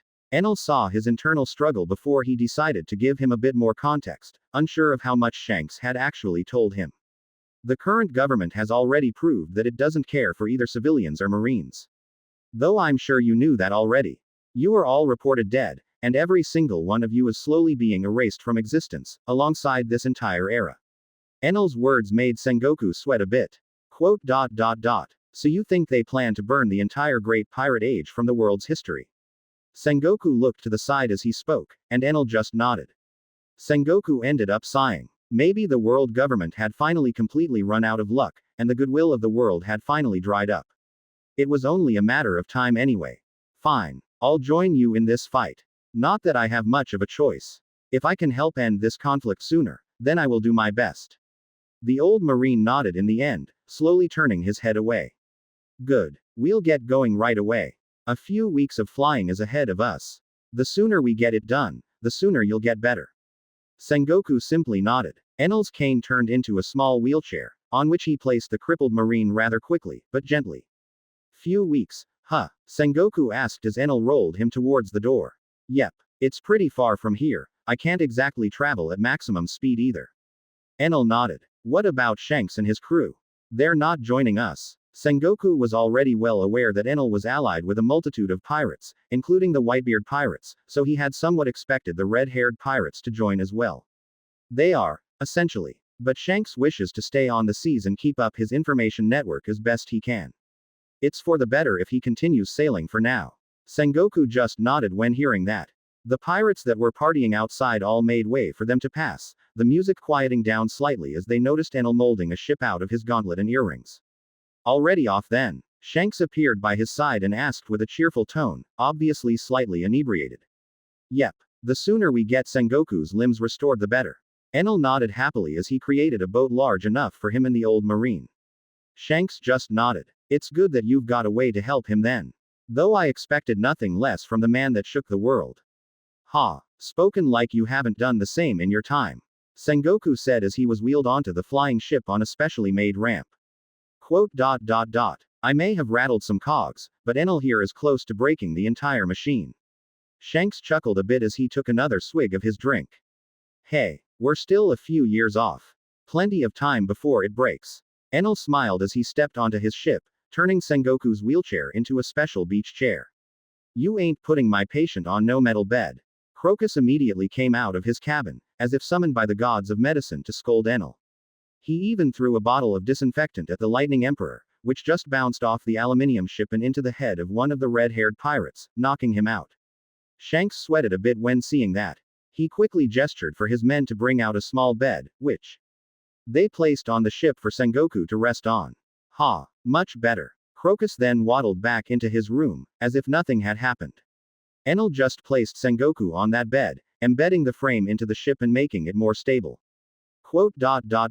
Anyway, we're off for now. The Lighting Emperor's ship slowly started moving, as the pirates made way for its takeoff. Take care. I'll contact you if I get wind of anything interesting. Shanks waved at the departing ship with a smile on his face.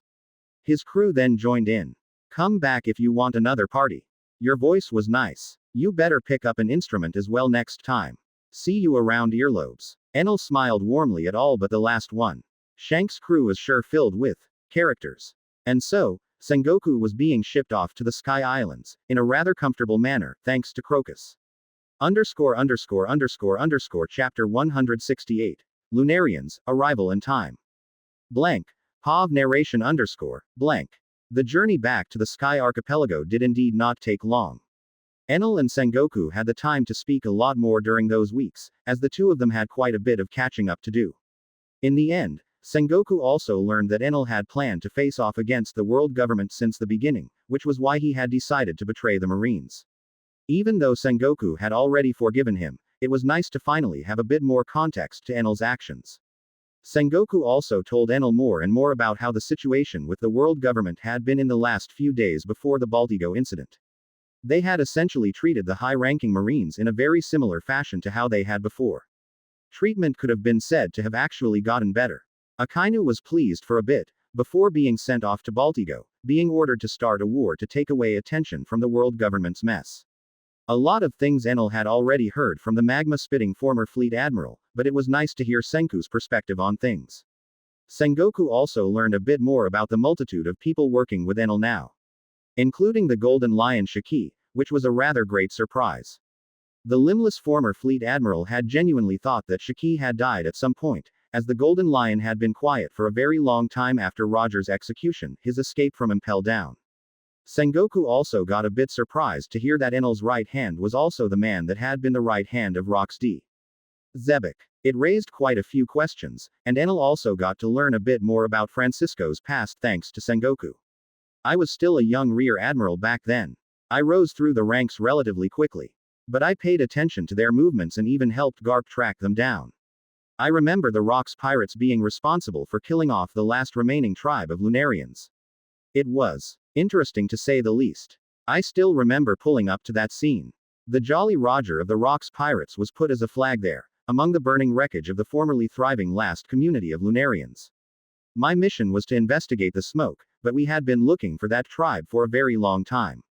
Alas, the Rox pirates had gotten there first. Sengoku gave the first account, as he had been the one to find the remains of that tribe. The race of Lunarians was something that interested Enel to some extent. A race that had been specifically hunted down by the world government. A race that had been called gods. Enel hadn't actually known that much about them when first arriving in the world. He hadn't paid attention to all aspects of One Piece after all.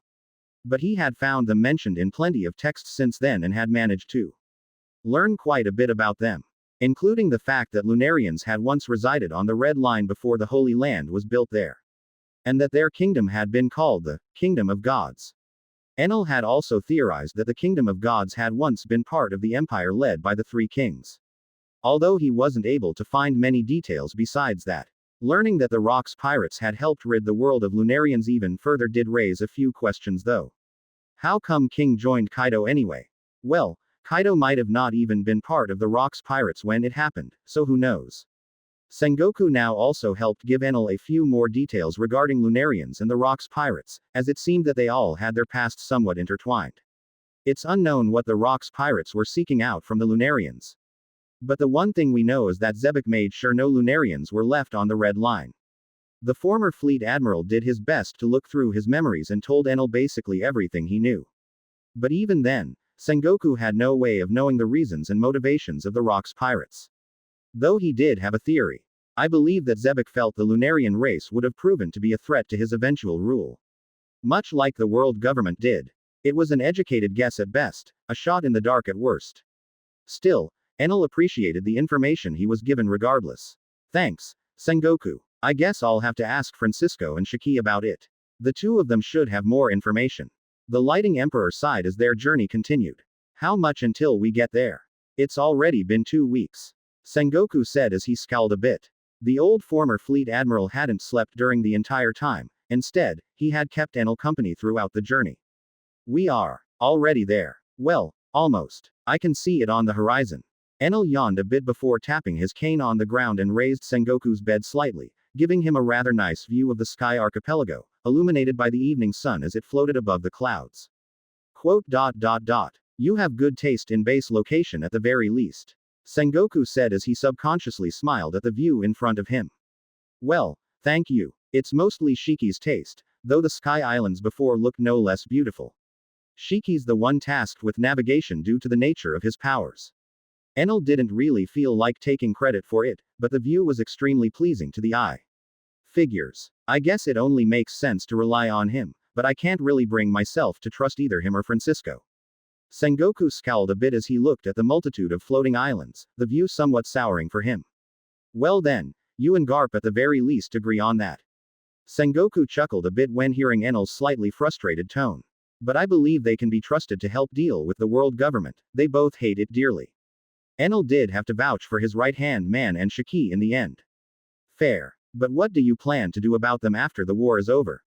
If we survive, of course. Sengoku seemed to accept Enel's words and chose to raise a rather interesting question. Both of them are bloodthirsty criminals. Do you think they'll be able to rest easy after the world government falls? The old marine's tone was quite serious, causing Enel to sigh a bit. Let's just get there first. We can worry about that when, or if, we win the war first. For now, they can be trusted, that's all that matters.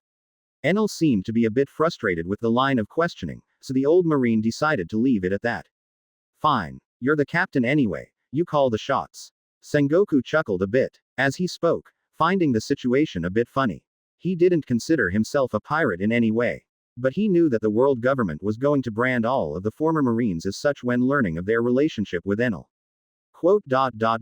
It feels weird having you call me captain, never do that again. Enel just scowled at the old marine.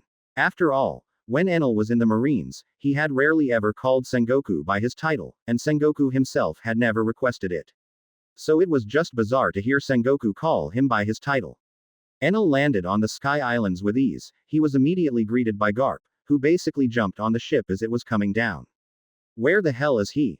The former Marine hero shouted as the ship shook under his feet. Calm down, you old idiot. Sengoku shouted at Garp as his bed wobbled with the ship's Sengoku. Garp immediately burst into tears when seeing him, before running up and hugging him. Get off me, you old bastard. Sengoku immediately got angry and started wiggling around. Enel scratched the back of his head as he looked at the two old men meet up again. Sengoku was doing his best to push Garp off, even headbutting him, but the former Marine hero was unmoving. I thought I had lost ya, Sengoku. Garp said as he wiped his tears and bloody nose from the headbutt on Sengoku's afro. Enel sighed when he saw that. I guess Garp was a lot more concerned about his old friend than he let on. The Lighting Emperor only shook his head with a smile, as he finally landed on the Sky Islands. He immediately went and grabbed Bonnie, leaving the two old men to catch up a bit and speak by themselves. Bonnie was currently training with the Marines, Momonga was acting as the teacher this time around, and he was sparring with Bonnie and Bellamy. The two of them seemed to be giving the one-armed Momonga a difficult time, but the noble killer was still more than able to keep up with them. This time around, the first one to lose was Bonnie, who got batted away into a rock. Momonga used the blunt part of his blade thankfully. Bellamy followed soon after, as he tried his best to land a death knock, only to be knocked out by a stomp to the face while in midair. Momonga simply shook his head, his long mustache shaking in the wind as he sheathed his blade. Their progress is quite good, but they've still got a long way to go. The former Vice Admiral said as he looked up at Enel with a smile. Glad to have you back, Enel. Momonga smiled as the Lightning Emperor landed right in front of him.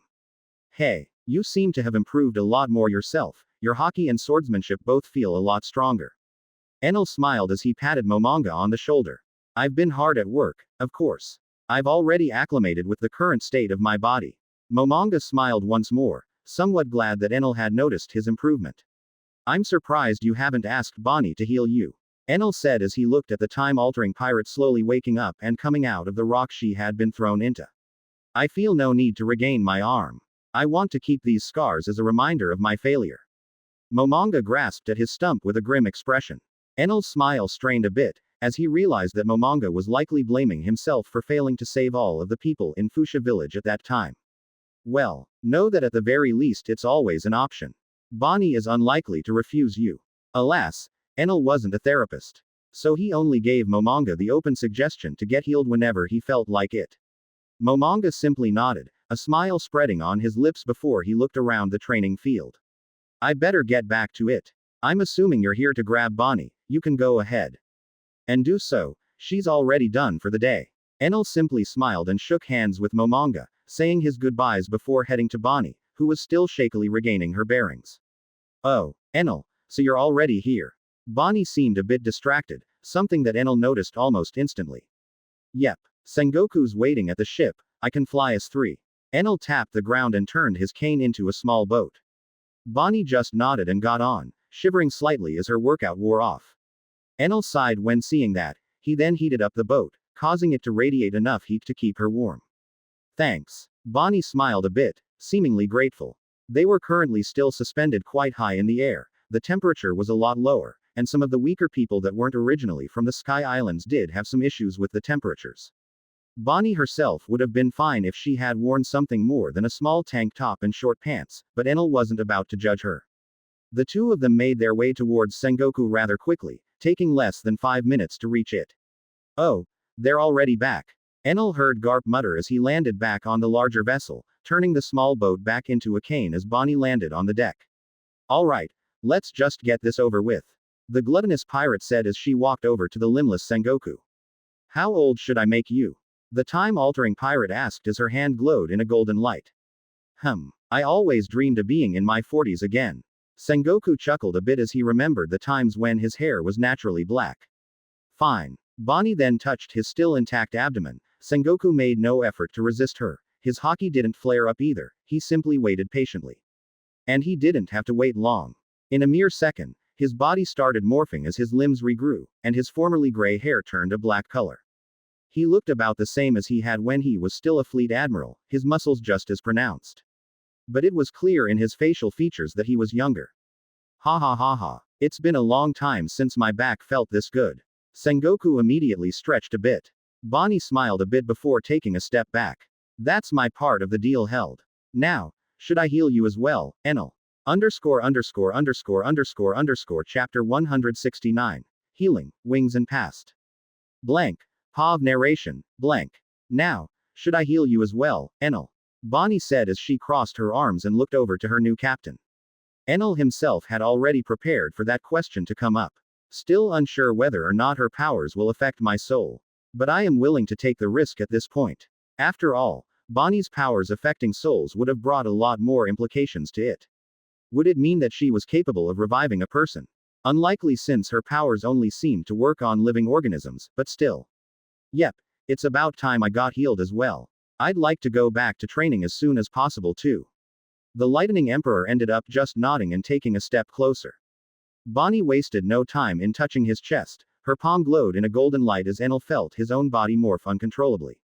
The feeling of aging down was just bizarre. In his case, it felt as if he was growing, he felt as if his body became heavier, his balance changing. Looking down, he could see that his arm was now regrown. He clenched his palm into a fist, veins popping out from all over his arm as he flexed his muscles. Feels good to be back. I can finally start training with the spear again. The most important part though. It seems my soul was not affected in any way. He could still feel everything, even the progress he had made while training with Wiper recently. Thank you, Bonnie. Enel nodded with a smile on his lips, and Bonnie only shrugged and then turned to look at Garp. You know, since war is impending and all that, I guess it only makes sense to also make you younger. Wouldn't want you to die of old age and miss it or something. Garp scoffed a bit when hearing that. Bah, still have a few decades left in me. The old marine hero tapped himself on the chest as he spoke, his confidence was unshaken. Well, that's true. But you are only going to grow older and weaker. Since I've already used my power on so many people, I might as well go all the way. Enel was a bit surprised to hear that, but it also made him quite happy. He thought he'd have to talk to her about making Garp younger one day by himself. The fact that she proposed it herself was definitely a great sign. At least she finally considers herself part of the crew. Quote. Garp seemed a bit conflicted about accepting Bonnie's offer though, maybe it was the prospect of putting his life into someone else's hands that he didn't like. Regardless, Sengoku was the one to smack some sense into him. Both figuratively and physically, with a slap to the back of his head that faceplanted him into the deck of the metal ship. Refusing her offer would be quite stupid on your part, Garp. The fact that you're even considering it makes me think you've already grown senile. The former fleet admiral said with a smile on his face. I ain't senile, you old cunt. Garp immediately stood up, his fists clenched. He then sighed a bit and looked at Enel, who just shrugged. Fine, just make me younger, I guess. Not too young though. The old man ended up accepting Bonnie's help. He truly didn't have any good reason to refuse her. He had no reason not to trust her either, since they were technically in the same crew. There was also the fact that she had just successfully healed Sengoku, which helped prove her willingness to heal Marines. Bonnie nodded, walking closer to Garp and tapping him on the shoulder. Now, Garp's body didn't seem to change much. His hair did go from gray to black in a second though, and any sign of aging on his face completely vanished. Garp looked down and clenched his fist, smiling widely. I haven't felt this strong in quite some time. The old Marine hero smiled widely as he realized that he now could definitely fight Francisco evenly. No, rather, he was sure he could win as long as Francisco didn't have a proper weapon. This is sure to give you a confidence boost, but you do look better with black hair. Enel said from the side, crossing his arms as he turned his cane back into a staff. Ha, I always looked good. Garp's chest immediately inflated. Sengoku and Bonnie just looked at him with a raised eyebrow. Sure, Sengoku said before turning to Bonnie. Thank you, young lady. I'll make sure to repay you myself one day.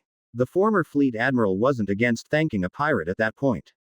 Not that he could bring himself to actually see anyone under Enel as a pirate, with a few exceptions. Hey, you might want to hold off on calling her a youngla. Garp quickly opened his mouth to comment on the situation, but Enel's earlobe shot up and shushed him before he finished. Bonnie just forced a smile and then turned to look at Enel. Some good news while you were absent.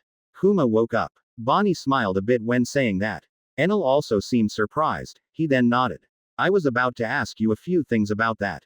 Is he okay? That's the thing. Bonnie started scratching the back of her head, her voice sounding a bit more downtrodden.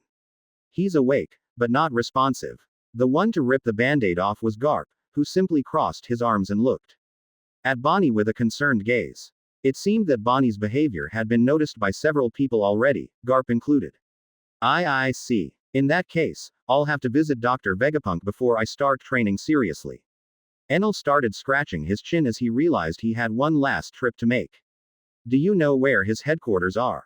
I can help lead you there if needed. Sengoku crossed his arms and spoke out. He wasn't quite caught up to speed on the situation, but he could tell that Kuma was of some significance to Bonnie, and he did wish to set the record straight. They were both now technically Enel's crewmates, so to him it wouldn't make sense to call her assistance a mere transaction and leave it at that. I do have an eternal pose to his supposed location. So all should go well. Coincidentally, I was going to go there soon anyway. Enel simply shook his head, knowing that he could make the journey much faster on his own. Will you also bring Kuma with you? Bonnie asked as she looked a bit angry at the mention of Vegapunk. It was clear that she wasn't quite appreciative of what he had turned Kuma into. Not for now. First we need to confirm that he's on our side. Then if he is to help Kuma, then I'll make the trip back here and bring him. It shouldn't take me long, so I'll make my way there and back by the end of the day. The Lightning Emperor smiled as he turned the ship into a pair of gauntlets, making everyone fall a few meters to the ground. All of them were prepared for it though, even Bonnie this time around, as she landed on her feet without any issues. I think you're best off resting for the night first. You haven't slept in quite some time. Sengoku said as he crossed his newly reacquired arms. Hey, he does have a habit of neglecting sleep. Garp laughed a bit as he remembered that Enel always stayed awake during journeys with his ship, as he needed to keep the engine going. Francisco did say that this is mainly because you've been slacking off on creating a proper battery for your ships. Bonnie smiled a bit as she said that, remembering the words of their first mate. Oh yeah, batteries. Enel rolled his eyes as he remembered the huge failure of his protocol wings. At the very least it led to the meeting up with Shiki, which opened up many possibilities for them. I guess I'll depart first thing in the morning. I do also have to speak to Francisco about a few things. Enel ended up nodding before turning to Bonnie, clapping his hands and creating a smaller boat to take her back to her training. Anyway, maybe you should get some rest as well. after talking to that old cunt. Garp patted Enel on the back and prepared to take off with Sengoku, to talk elsewhere and take some time to catch up. Oh, are you jealous he's the right hand and not you? Sengoku narrowed his eyes as he laughed a bit at Garp's insults. Jealous. HMPH. Who needs that title? Besides, I'm still the left hand. Garp patted himself on the chest with a confident smile, before looking at Enel with narrowed eyes. The lighting emperor sweated a bit before just nodding. If we look at titles, you could say that you and Francisco are technically the wings of the Sky King, right? Seems more fitting, especially since we're technically not even a pirate group. Sengoku said as he thought up a better title for Francisco and Garp. The right and left wings of the king that rules the skies. It does have a nice ring to it. Enel smiled a bit as he genuinely considered that moniker. Bah, who cares? The captain will decide whenever he feels like it. Garp just started walking off into the forest, picking his nose and gesturing for Sengoku to follow him. Anyway, we'll meet again, Enel, thank you. Again for healing me. Sengoku bowed slightly for one last time before he followed after his old friend. You're welcome. Bonnie seemed to be in better spirits now that Enel had vowed to go and speak to Vegapunk personally. Sue, where are we going? It's kinda late to continue training. Bonnie looked as the sun was already slowly setting in the distance. I'll just take you home. You live close to Francisco's house, right? Enel asked as he knew that he had to speak to the old swordsman. Well, he used to live in the middle of the city. But now we kinda live in the same cabin most of the time. Bonnie scratched the back of her head as she spoke, making Enel raise an eyebrow. Quote. I mean, okay. Since when have you started doing this anyway? The emperor asked as his earlobes intertwined a bit. Well, I don't know, we just kinda party a lot at the local tavern, and somehow always wake up there together. It really doesn't matter much at this point. Bonnie just shrugged. Well, you're both adults, so you can do what you want, I guess. Enel also ended up shrugging, not exactly affected by the situation. He didn't really take Bonnie's attempt at seducing him in the past seriously. He did think for a while that she was a weirdo, but that was about it. Without thinking much further about it, he gestured for Bonnie to get on the boat. Yeah, anyway, Francisco's off with Shiki somewhere. I think they're in his castle or something. Bonnie said as she finally sat down and the boat took off. Enel simply nodded, already knowing that they weren't on the island since he couldn't feel them nearby. The Sky Archipelago had already gotten too big for Enel to encompass with his observation hockey after all. After leaving Bonnie off at her cabin, he reabsorbed the small boat into his pair of gauntlets and flew towards Shiki's main island, reaching it in the blink of an eye. As soon as he got in range, he could feel the two old pirates in Shiki's large mansion castle. They seemed to be drinking and playing chess, or shogi. Sitting at a small Japanese-style table, a chibuta. Enel decided to enter the castle through the window, directly entering their room instead of going through any door. The two old pirates both stirred a bit, looking at the new arrival with some confusion, before instantly relaxing upon seeing that it was just their captain. Enel, you sure came back fast. Shiki said as he continued playing what now Enel could see as shogi. Captain, I hope things went well with Sengoku. Francisco also nodded, slightly taking away his attention from the game, which finally gave Shiki some semblance of a chance at winning. All went well. We also have a few more allies now, nothing much happened besides that. Enel sighed as he walked to their table and also sat down. I am glad things went swimmingly. It is always great to hear. Francisco smiled as he spoke out calmly. Yep, but I did end up with a bit of new information, from Sengoku actually. Enel said as he also grabbed a bottle of sake and took a sip from it, not bothering with any cups as they didn't seem to have any at the table. Information from a former fleet admiral. He was in that position for a rather long time, he should have even more than a kainu. Shiki said as he also took another swig of his drink. Yep. This was more concerning to the Rocks pirates though. Enel smiled as he spoke, putting to the bottle of sake back down before looking at Francisco with a questioning gaze. Mind telling me more about your conflicts with the Lunarians? Quote. Francisco just sighed. I guess we were eventually going to reach this point. Might as well tell him more about my past. Chapter 170. Rocks Pirates and Beginnings. Blank.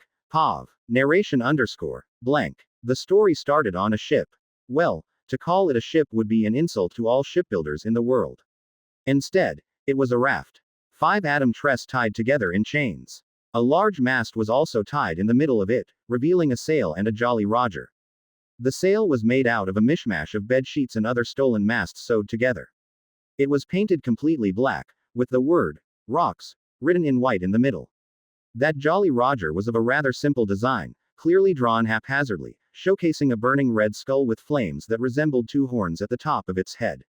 The skull from the Jolly Roger also replaced the O from rocks on the sail, giving their raft quite a bit of personality. At least that was what Francisco, their resident painter, claimed. "This is bullshit," said a young man with long golden hair as he picked his nose clean. He was floating along, tied to the ship by a small rope. He was wearing regular sailor clothes, cheap stuff one could find anywhere off the streets, but the two swords at his waist were treasures indeed.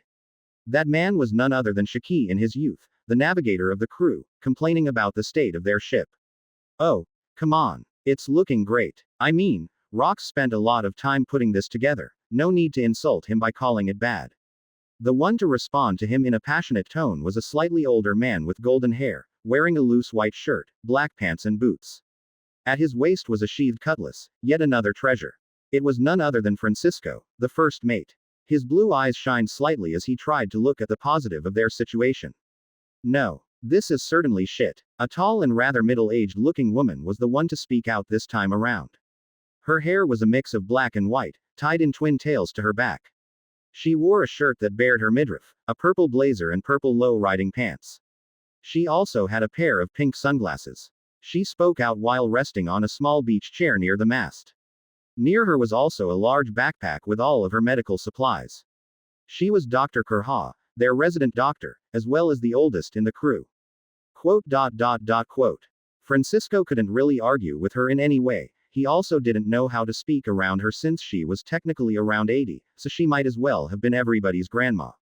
No one was stupid enough to say that to her face though. "Hey, see, even grandma agrees." Well, almost no one. Shaki just had a way with words at the end of the day. Kurha just gave him a sideways glance and sighed, pulling a large mace out of a bag labeled Medicine. Shaki noticed that and quickly tried to fly away while laughing, but the rope tying him to the ship prevented that, which led to him being made one with the ship itself, as Kurha turned him into a nail near the mast. "I hope that one didn't pluck a hole in the ship. Blank. Underscore. Francisco suddenly stopped recanting his tale and looked at Shaki with a curious gaze. "Now that I think about it, Kurha, arguably the best doctor in the world, might ironically be responsible for Shaki going senile first out of all of us. You know, with all the head trauma and all that." The first mate nodded as he spoke. Enel also seemed to agree with him, which only further annoyed the Golden Lion. "Ah, shut up and continue the story." Shaki thankfully stopped them from derailing further. Blank. Underscore. While Kurha was using Shiki's head as a hammer to fix up the ship, Francisco whistled off to the side as he walked to their only other member at the time. A gigantic man with a large mustache arching upwards and long golden hair flowing freely in the wind. He was also wearing rather simple clothes, a white shirt, black pants and boots, and a black gigantic coat draped over his shoulders. To his side rested a gigantic naginata, his weapon, Murakumogiri, yet another great treasure. For a crew sailing on a raft, they were rather rich when it came to weapons. It was none other than Edward Newgate, ironically, the cook of the crew, at least until they found an actual cook. Whitebeard was more of a multi-purpose member for now, as he was also the left hand of Zebek. He was just sitting at the side, drinking some sake while leaning on a few barrels, sometimes giggling whenever Shaki got smacked down again. "Edward, have you seen Captain yet?" Francisco sat down near him, picking up a bottle from the ground and checking to see if it still had anything in it. "Nope. He's still not resurfaced. I honestly hope he drowns," Newgate said as he scoffed a bit and took another swig of his sake barrel.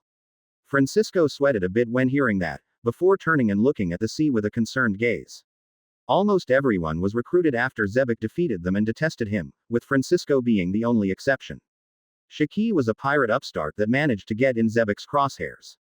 He didn't hate Zebek, but he did dislike being forced to follow orders from him.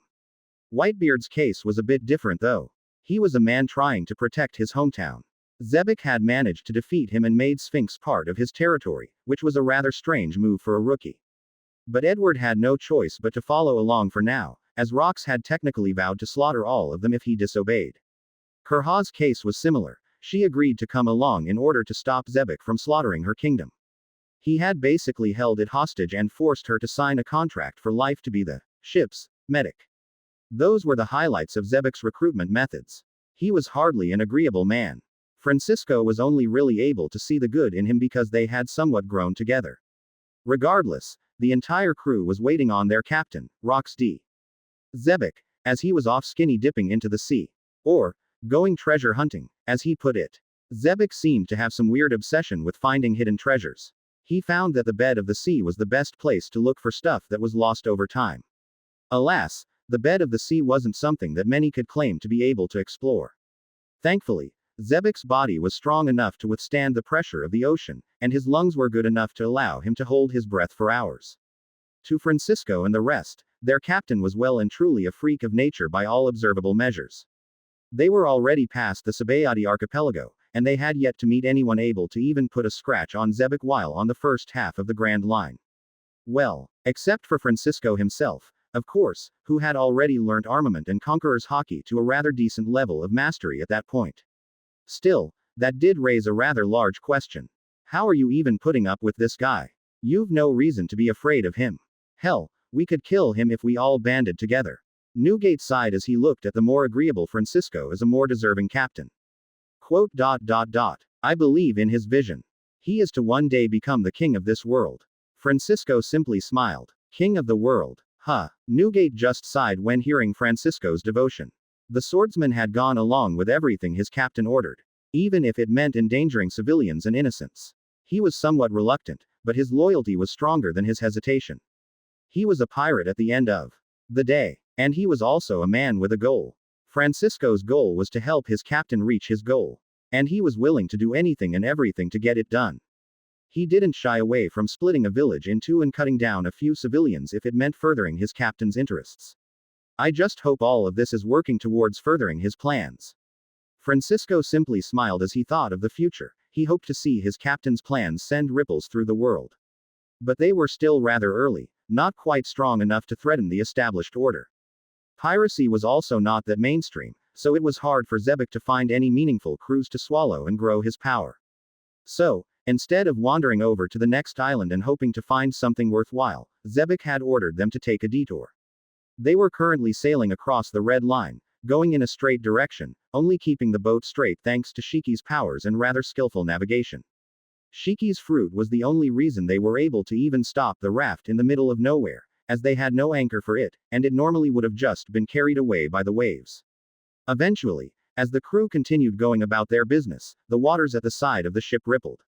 Francisco barely had the time to register that before someone jumped out of the water, creating rather large waves all around him. Whitebeard scoffed before he turned his head to the side to avoid getting splashed. Francisco just waved his bottle and pushed the water away before it reached him. On the ship landed the half-naked figure of a darker-skinned middle-aged man, of about the same age as Francisco. His upper body was bared, showing a multitude of scars, and his usually messy and spiky long black hair was now wet and pointed towards the ground. What stood out to him the most was his back, which wasn't just filled with scars, his entire back was scarred over, almost as if someone had ripped out a large part of his flesh skin. He was wearing nothing more than a pair of black pants. He looked around with a large toothy grin on his face. Oi, you scum, prepare to hit land soon. He shouted unceremoniously, not even bothering to talk about how his treasure hunting had gone, not that any one of his crew besides maybe Francisco really cared. Land. What the hell are you on about? There are no islands in sight. Shiki scoffed as he dusted himself off. Kurha seemed to have lost her previous mood already and stopped beating him, going back to her chair. Watch your mouth, you flying rat. Rox immediately appeared in front of Shiki and slapped him across the face, causing him to tumble on the wooden floor of their raft and roll to the side, holding his burning cheek, spitefully looking at his captain. Zebek probably noticed that spiteful look, as he then seemed to crack his knuckles, preparing to beat his subordinate into submission further. Now, no need for violence. Francisco immediately tapped him on the shoulder, stopping the captain's rampage instantly, as the madman just scoffed at being stopped by the only other human being he really respected on that ship. Tisk. Ruining my mood. Respect was a strong word though, as Zebek still slapped Francisco's hand away. But at the very least he also listened. Going away to get dressed properly, which only meant grabbing his coat, a black coat with their Jolly Roger embroidered on the back side and wearing it. He also put on a pair of shoes, but that was about it. Quote. I'm sure Captain meant that he wishes to go on the red line, prepare to bring us closer to it. Meanwhile, Francisco spoke to Shaki, who was still on one knee. He then went over to the navigator and extended a hand, trying to help him up. Don't need it. Shaki instead stood up by himself while scoffing, leaving Francisco hanging as the first mate ended up just retracting his hand and scratching the back of his head. Shaki then went over to the mast and leaned on it, as he prepared to steer the ship. Kurha also sighed, slowly getting back up from her chair and going over to Shaki with a bit of disinfectant and a cold patch. She was rather quick to patch Shaki up. The navigator also didn't resist her in any way, only thanking her in the end. Newgate in the corner just eyed his captain hatefully, only turning his gaze away whenever Zebek seemed to be turning in his direction. Francisco could only sigh at the strained atmosphere on the raft. Alas, it was just the effect that his captain had on people, it couldn't be helped. At the very least, their ship now headed straight for the red line, just as Zebek had ordered. Eventually, they stopped, stepping on land. Well, they first had to scale up the mountain, or at least they would have had to do that if Shaki didn't just float all of them up including the ship, parking it there as they continued their journey on foot, also at Zebek's orders. Quote. So where are we going, Captain? Everyone was silent, not willing to interact in any way. So it was up to Francisco to try and make some sort of discourse happening. We're going to visit some old acquaintances. Zebek's words ended there, and Francisco realized that it was useless to try and get more answers out of him. After that, the rest of the journey was mostly in silence, with the crew just looking around the barren red line with bored gazes. At least until it came into view. A city. No, a village. On this part of the red line. Francisco hadn't ever seen it on any map, so he was a bit confused. Same for everyone else in the crew, everyone besides Zebek. There it is. Let's get going, you worms, we have work to do. Zebek's smile only seemed to widen more, becoming a bit crazed when seeing that village. Single quote. What is he planning? Francisco and the others couldn't help but ask themselves that. I guess I'll have to find out, won't I? Chapter 171. Distress in Lunarian Tribe. Blank. Pav narration. Blank. The crew saw it clearly, what appeared to be nothing more than a village in the distance, all built around what looked to be the root of a large tree. I've never heard of something like this before. Shaki sounded profoundly confused as he took out a map and started looking through it. Don't bother. If this place was recorded on any maps, then it wouldn't exist anymore. Zebek's voice was rough, emotionless almost, as he continued walking closer and closer to the village. Newgate and the others looked at each other with quite a bit of confusion, before continuing and following their captain. Quote. Do you know this place, Francisco? Kurha asked as she looked at their first mate, who was walking in line with them, tracing the captain's steps. Not personally. No. But I think I've heard of it. Francisco's eyes narrowed as he looked at the giant root branch sprouting out of the ground in the middle of that village. Quote. Well, tell us. Don't go all cryptic on us. Whitebeard scowled a bit as his blonde hair danced in the wind. Kurha also nodded, expecting some kind of explanation from their one agreeable superior. I can't say for sure, as I've only briefly heard about this place. Francisco then started speaking, looking ahead to his captain, as if asking for permission to speak. Upon seeing the lack of reaction, as Zebek continued to walk forward, he simply decided to go on. This place might be Captain's hometown. The place where he was born. Francisco rubbed his chin as he remembered the few stories he had heard from Zebek regarding said hometown. So that's what we're doing. Visiting his fucking childhood home. Shiki's scowl deepened as he looked at his captain's back with a bit of hatred in his gaze. What a waste of time. Whitebeard also shook his head. He had joined the Rocks Pirates in a somewhat forced manner, but he still wanted to spend his time on more useful endeavors. Like making money. His home was quite poor, so the more he made the more he could send back at the very least. Kurha didn't really seem to care as much, she simply narrowed her eyes while looking at the back of her captain, likely plotting some other way of assassinating him using her medicine. Alas, Zebek was completely immune to poison, and even regular medicine, so she was shit out of luck. Quote. I doubt this will be a simple home visit if what I've heard from Zebek is real. Francisco gulped a bit as he turned and looked at the rest of the crew. Blank. Wait. So Zebek was a Lunarian. Enel asked as one of his earlobes grasped at a sake bottle and brought it closer to him. Quote. Yes. He was a Lunarian, born in the tribe we were visiting. Francisco said as he stopped reliving the events of that day for a moment. Enel nodded when hearing that, countless theories bubbling up in his mind, as he realized that the origins of Rox D. Zebek were far from ordinary. I guess him being a Lunarian shouldn't be shocking. But where were his wings? Shaki at the other side of the small table also sighed. The next events are quite fucked up when you put it like that. Quote. I did hear some of what happened next. At least the results. Enel frowned a bit as he remembered Sengoku's story regarding that same settlement. Well, the way we got to those results is even worse than you'd think. A forced smile rose to Francisco's lips, as he then continued his tale. Blank. We're here. Zebek muttered as he stood a bit closer to the village. It was so close that he could smell it at that point, the smell of civilization in a barren wasteland. What's the plan, Captain? Francisco walked closer to his captain, standing by his side. The swordman's shaped gaze studied the houses in the distance. All of them seemed to be lively. Children were playing on the streets, and adults were working on different crafts. It was a calming scene, a tribal society living secluded from the world, self-sufficient and happy. Quote. This is disgusting, Zebek said as he scowled deeply. Oi! Mustache. The captain turned his head to look at Whitebeard, who just raised an eyebrow in response. Hit that village with everything you've got. I want to see it turn to dust, right now. Zebek showed Newgate a sadistic smile, his words shocking the rest of the crew into silence. What? Isn't this a bit much? Asked Whitebeard as his eyes looked at the families living in that village. Did I ask for an opinion, dipshit? If you don't do it here, then we can go back to your hometown. Zebek smiled as he showed his fangs to his tall subordinate. Quote.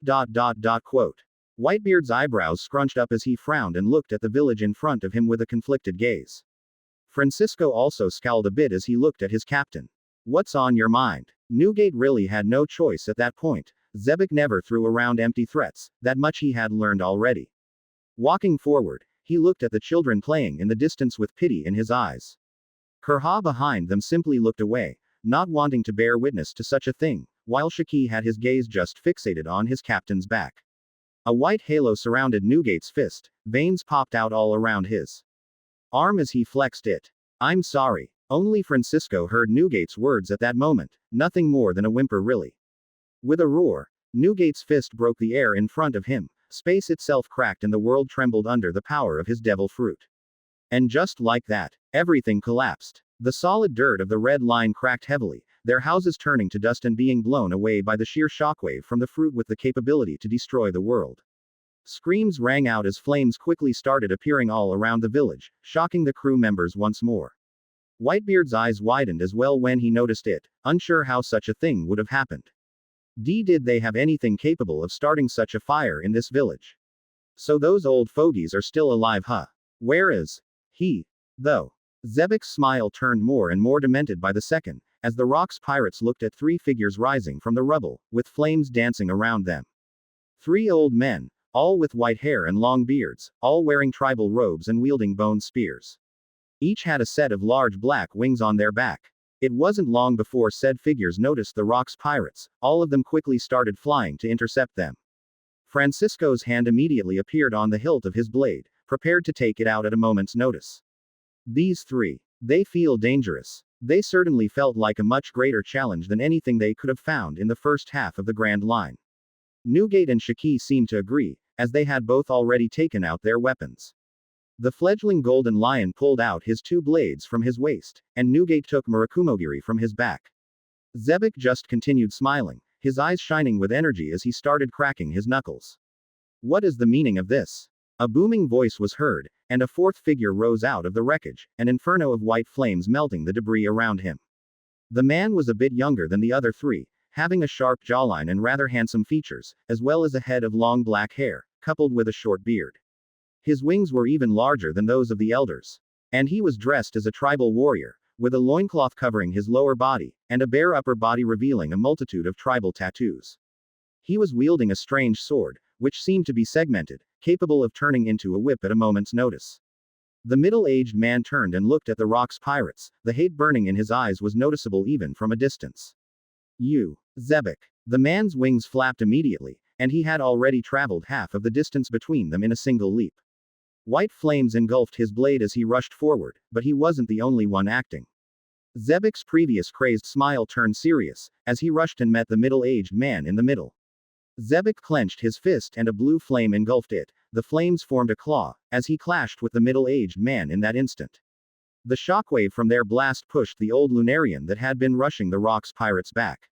"Chieftain, you can't fight that demon alone, let us assist you," one of the elders shouted as he twirled his spear around his wrist, his orange flames dancing in the wind as they completely engulfed his body, forming a strange fiery cloak. "Don't get involved, you three. Handle his associates. I'll take him on," the chieftain shouted as he continued clashing with Zebek. Flames, as well as dark blue and white lighting, bounced off all around them, as they clashed with both wills and fire. Francisco immediately pulled out his blade and rushed the elder that had cloaked himself in flames, his blade clashing with the elder's spear, causing even more shockwaves around them, and sending the elder flying backwards. The swordsman patted his shoulder, as his clothes burned a little, while the elder simply wiped some blood from his lips. "Zebek, you little rat, you even brought outside demons with you," the elder shouted as his flames seemed to rage even more. Zebek, however, ignored him completely, as he was having a conversation with the chieftain directly. "What, did you think you wouldn't get to see me again?" Zebek's serious expression morphed a bit, as his lips turned upward. "You thought you could just sell me off to the world government and get away with it?" Zebek's enraged voice could be heard throughout the makeshift battlefield. "Tisk, why couldn't you just die quietly?" the chieftain said as his blade unfolded and slashed at Zebek's torso. Even though the captain had used armament, the blade still cut into his muscles, with blood spraying everywhere. But he ignored it, as his flaming fist barreled forward and into the chieftain's chest, sending him flying backwards as a ball of blue and white flame. "Hey, you wish, you little shit. You thought living under them would be better for us. You were scared of my ideals, weren't you? Well, my time as a slave only strengthened them." Zebek's eyes shined as his blue flames melted the ground all around him, the cut on his chest cauterizing in an instant as well. Francisco scowled a bit when seeing how his captain had gotten injured. The other crewmates behind them were also rather shocked to see that Zebek was indeed capable of bleeding. But they didn't get a lot of time to relax. Francisco's expression turned grim as the elder he had pushed back was quick to bounce back to him.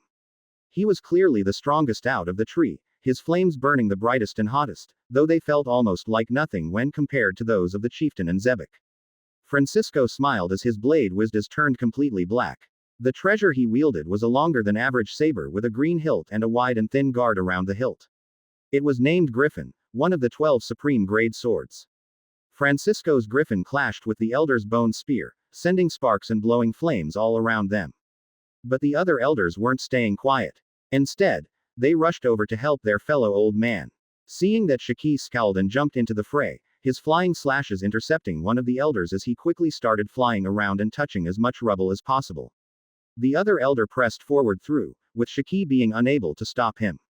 At that point, Whitebeard clenched his teeth and also joined in, taking on the third elder with a flying shockwave sent from his Murakumogiri. The fight raged on, as Kurha pulled out her mace and went to assist Shaki, who was the weakest of the three at the time. She kicked up pieces and rocks, batting them towards the elder fighting the fledgling golden lion with deadly accuracy. At that point, it was an all-out brawl.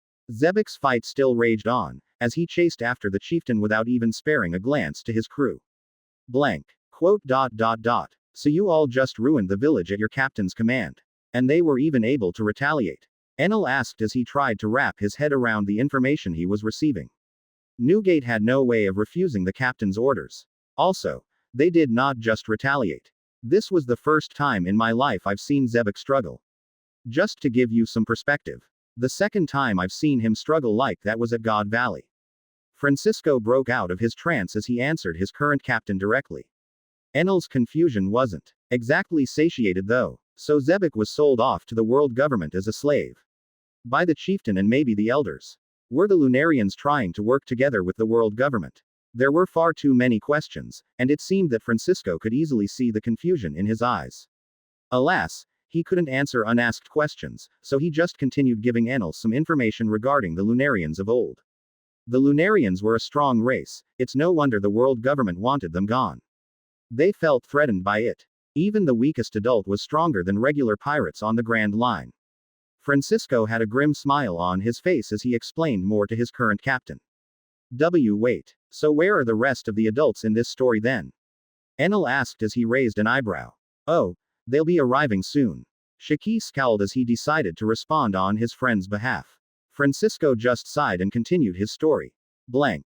Just as Shaki had said, the adults weren't all asleep or sleeping underneath the rubble of their former homes. At the time when Whitebeard's quake rippled through the village, only the weakest were there, children and some of the women to care for them. The elders and chieftains were also present. But the rest were on a hunting trip. One that was cut short by the tremor they all felt. Zebek wasn't worried about them in any way though. Instead, he focused on the man in front of him. Their fight was happening much closer to the village, much closer to the corpses of the children inside of it, all crushed by the shockwave or swallowed up by cracks in the ground. Look around you. This is all your fault. Zebek told the chieftain as his fists bled and clashed with the man's flexible blade. Don't go throwing around blame, you demon. You are the one that refused to bend. Do you think the world is a joke? No one can stand up against the world government. You would have gotten all of us killed. The chieftain shouted as he kicked Zebek's torso, flinging him backwards, only for the chieftain's blade to turn into a razor-bladed whip and drag him back by wrapping around one of his ankles.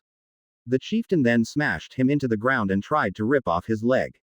Zebek scowled a bit in pain, as his hand grasped at the whip blade. With immense strength, the captain pulled the chieftain closer, the tribal warrior's feet dragging on the ground as he tried to resist. You coward! Zebek's fist lashed out, hitting the man's face, only to be blocked with a forearm. Zebek held the tribal warrior in place with one hand, while the other lashed out and punched him again and again, with blood and fire billowing out of them with every strike. The chieftain's muscles trembled as his bones cracked, each punch dealing irreparable damage to his arm. Still, he held on, his blade cutting more and more into Zebek's legs, while their flames wrestled for control. They plucked my wings out and branded me like a pig. Just because you were too afraid I'd replace you in a few years. Zebek's voice sounded out with rage and distress, as he continued lashing out and turning the chieftain's arm into a paste.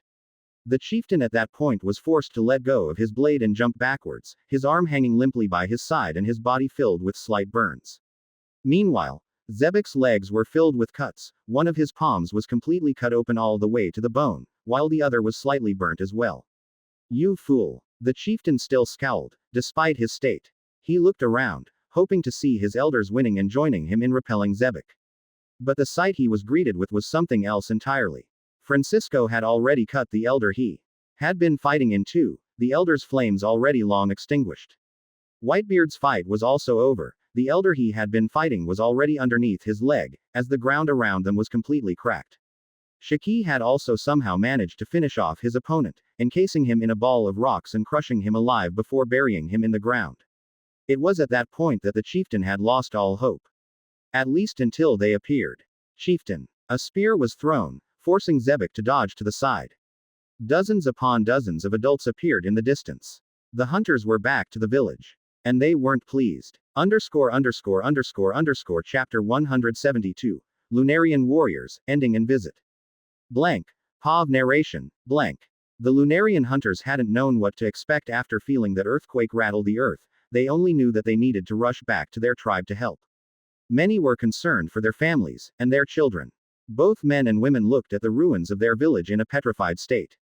The first one to act was one of the men. A father that could only see the unmoving arm of his daughter sticking out from underneath the rubble of his house. With anger in his gaze and fire radiating off of him, he threw the first spear, which sped past the village like a bullet, threatening to impale Zebek in an instant, only barely dodged by the pirate captain. The hunters then saw their dead or dying elders on the field, rage had well and truly set in. Dozens of warriors, winged men and women descended upon the rocks pirates with unextinguishable fury. Zebek was powerful, so only the strongest hunters tried to encircle him, only to be burned by his blue flames, as they gained a black hue. You fucking mindless ants. You all should wait for your turn to die. Zebek's angry voice shocked them, as some finally recognized him. Whitebeard, Francisco and Shaki had to deal with a few dozen warriors each, with Kurha assisting Shaki as much as possible. Zebek's fight with the chieftain continued, and some of the hunters that had been encircling Zebek decided to try and use some ranged attacks. Rox did his best to fight off both the injured chieftain and the stronger hunters, but he still ended up receiving 3 spears in his back, which prompted him to shout. Francisco. You better stop fucking around and get to work. Zebek's angry voice cut through the battlefield, angering some of the hunters further. Francisco just sighed as his blade cut through a few more hunters before he finally took a deep breath and dashed towards the stronger hunters that had been circling around Zebek. He ignored the spears and arrows headed for him. He ignored the raging flames that burnt his skin as he danced around the hunters, spilling their blood and guts everywhere with each move that he made. Zebek heaved a tired sigh as he finally got some time to recover his energy thanks to Francisco's rampage. The chieftain still looked at Zebek with pure anger, before his gaze also landed on Francisco and the rest. Shit. They're all too strong. In the background, Whitebeard was also accumulating injuries, but his shockwaves were crushing the hunters around him and rattling the battlefield constantly. It also seemed to help Shaki with his powers, as he was able to float up and control more and more of the battlefield thanks to Newgate. The hunters were quickly losing, and the chieftain knew that he had to kill Zebek quickly. Taking a deep breath, a powerful white flame covered him like a cloak. He seemed to melt the ground around him wherever he stepped, his blade extending and flinging some magma towards Zebek. The chieftain ended up raising an entire wave of magma formed out of the red line with his blade, one that threatened to swallow Zebek up. But the pirate captain seemed undeterred. He instead also covered his body in a cloak of blue fire, his eyes shining as he punched through the wave of magma and propelled himself forward into the chieftain. The chieftain's sword was already cutting into Zebek's torso when he passed through the wave of magma, but he was unable to kill off the pirate captain's momentum. Instead, Zebek's punch impaled the chieftain's chest and brought him to the ground, segmenting the lava and field all around them and sending any nearby hunter flying backwards. The chieftain's sword impaled Zebek through the chest as well, just as his vision started going blurry. In the end, Zebek's flames ended up eating at the chieftain's body, turning it into charcoal almost instantly as the chieftain could only look at Zebek with a fearful gaze. That was the last emotion that the chieftain had felt. Fear. Fear when gazing into the eyes of the injured beast he had been fighting. Fear at the monster he had helped create. After the chieftain's death, the fight didn't last much longer. Zebek was already far too tired and injured to get involved in it, but the hunters were extremely discouraged, allowing Francisco and the rest to take them out much more easily. In the end, the Rock's pirates were injured quite severely during the conflict. Kurha was safe thanks to Shaki floating her up on some rocks when the hunters appeared. For all of his posturing and teasing, Shaki did care quite a bit about their older doctor. Maybe it was a bit of a childhood crush on a more mature woman. Who knew? But Shaki was the reason Kurha was able to survive against the Lunarian tribe. Shaki and the rest, however, were all littered with life-threatening injuries. Even Francisco had received a few arrows to his back and had narrowly avoided being impaled through the heart. In the end, Zebek still had enough strength to leave his Jolly Roger planted into the ground, using one of the spears that had been planted in his back as a pole. The Jolly Roger stood there as a sign of conquest, and the Rock's pirates left soon after that. Blank. Underscore. Enel sighed a bit when hearing the depressing way that things had ended for the Lunarian tribe. Entire lives were ruined on the whim of a revenge-driven madman. In the end, what did you ever learn about the full situation? Why did Zebek do what he did? Enel ended up asking as he crossed his arms. Both Francisco and Shaki seemed to have grim looks on their faces as they recalled that day. Only Francisco seemed to have the answer though. He only explained the full story later on. But it is my understanding that he was too ambitious for his own good, as he put it. Francisco shrugged a bit as he continued explaining a few things. He wanted to go out and explore the world, and he did just that. However, he was hunted down and almost killed by the world government the second he stepped foot on the Sabayati archipelago. Enel raised an eyebrow at that. How exactly did that tie into the village being at fault though? The chieftain of the village had apparently informed the world government of his whereabouts. I don't know how Zebek managed to learn of that, or how the tribe's location remained a secret to the government. But I know that Zebek was fortunate enough to have a celestial dragon take a liking to him, and turn him into a slave on the spot, which saved him from dying. Enel scowled a bit when hearing that, wondering why the government even bothered granting all of the wishes of the bottom feeders that called themselves world nobles. Alas, it seemed to have saved Zebek's life, though Enel was unsure if he could call that an overly good thing. Shaki just looked to the side and took another sip of his drink, seemingly not interested in the story, as he likely already knew it. He escaped a few years later when he was dragged off with his master to an auction. I was the slave on the stage at that time, shackled and bound. Zebek killed the celestial dragon and freed me along with the other slaves. I was decently strong even then, so he invited me to join his crew, and I did. Francisco smiled a bit as he remembered those times, the few times his former captain had acted decently. And the rest is history. Enel continued as he sighed. Huh, this story's always annoying. Out of everyone, you were recruited in the least antagonizing way. Makes me a bit jealous. Shaki scowled as he remembered how he and the rest had to be both beaten down and threatened into joining Zebek's crew. Hey, his recruitment methods were truly not conventional. Francisco just scratched the back of his head and showed the other two a forced smile. Not conventional. Shiki's scowl deepened. No need to defend him. He was actual scum and treated others worse than the dirt he stepped on. It was the main reason so many people banded against him. Shiki's words sounded personal, and who could blame him? His experience with Zebek wasn't all that nice, to say the least. Even then, he had believed that Zebek would be able to accomplish something great at one point. Only for everything to fall apart at God Valley. I can't argue with the truth. He really wasn't a good captain. But he was strong, ambitious. I wanted to trust in his vision as well. But we may have gone overboard in many places. Francisco just sighed as he finally downed his bottle of sake. It's all in the past now. Enel said as he slowly stood up, having heard what he wanted. I won't hold it against either of you.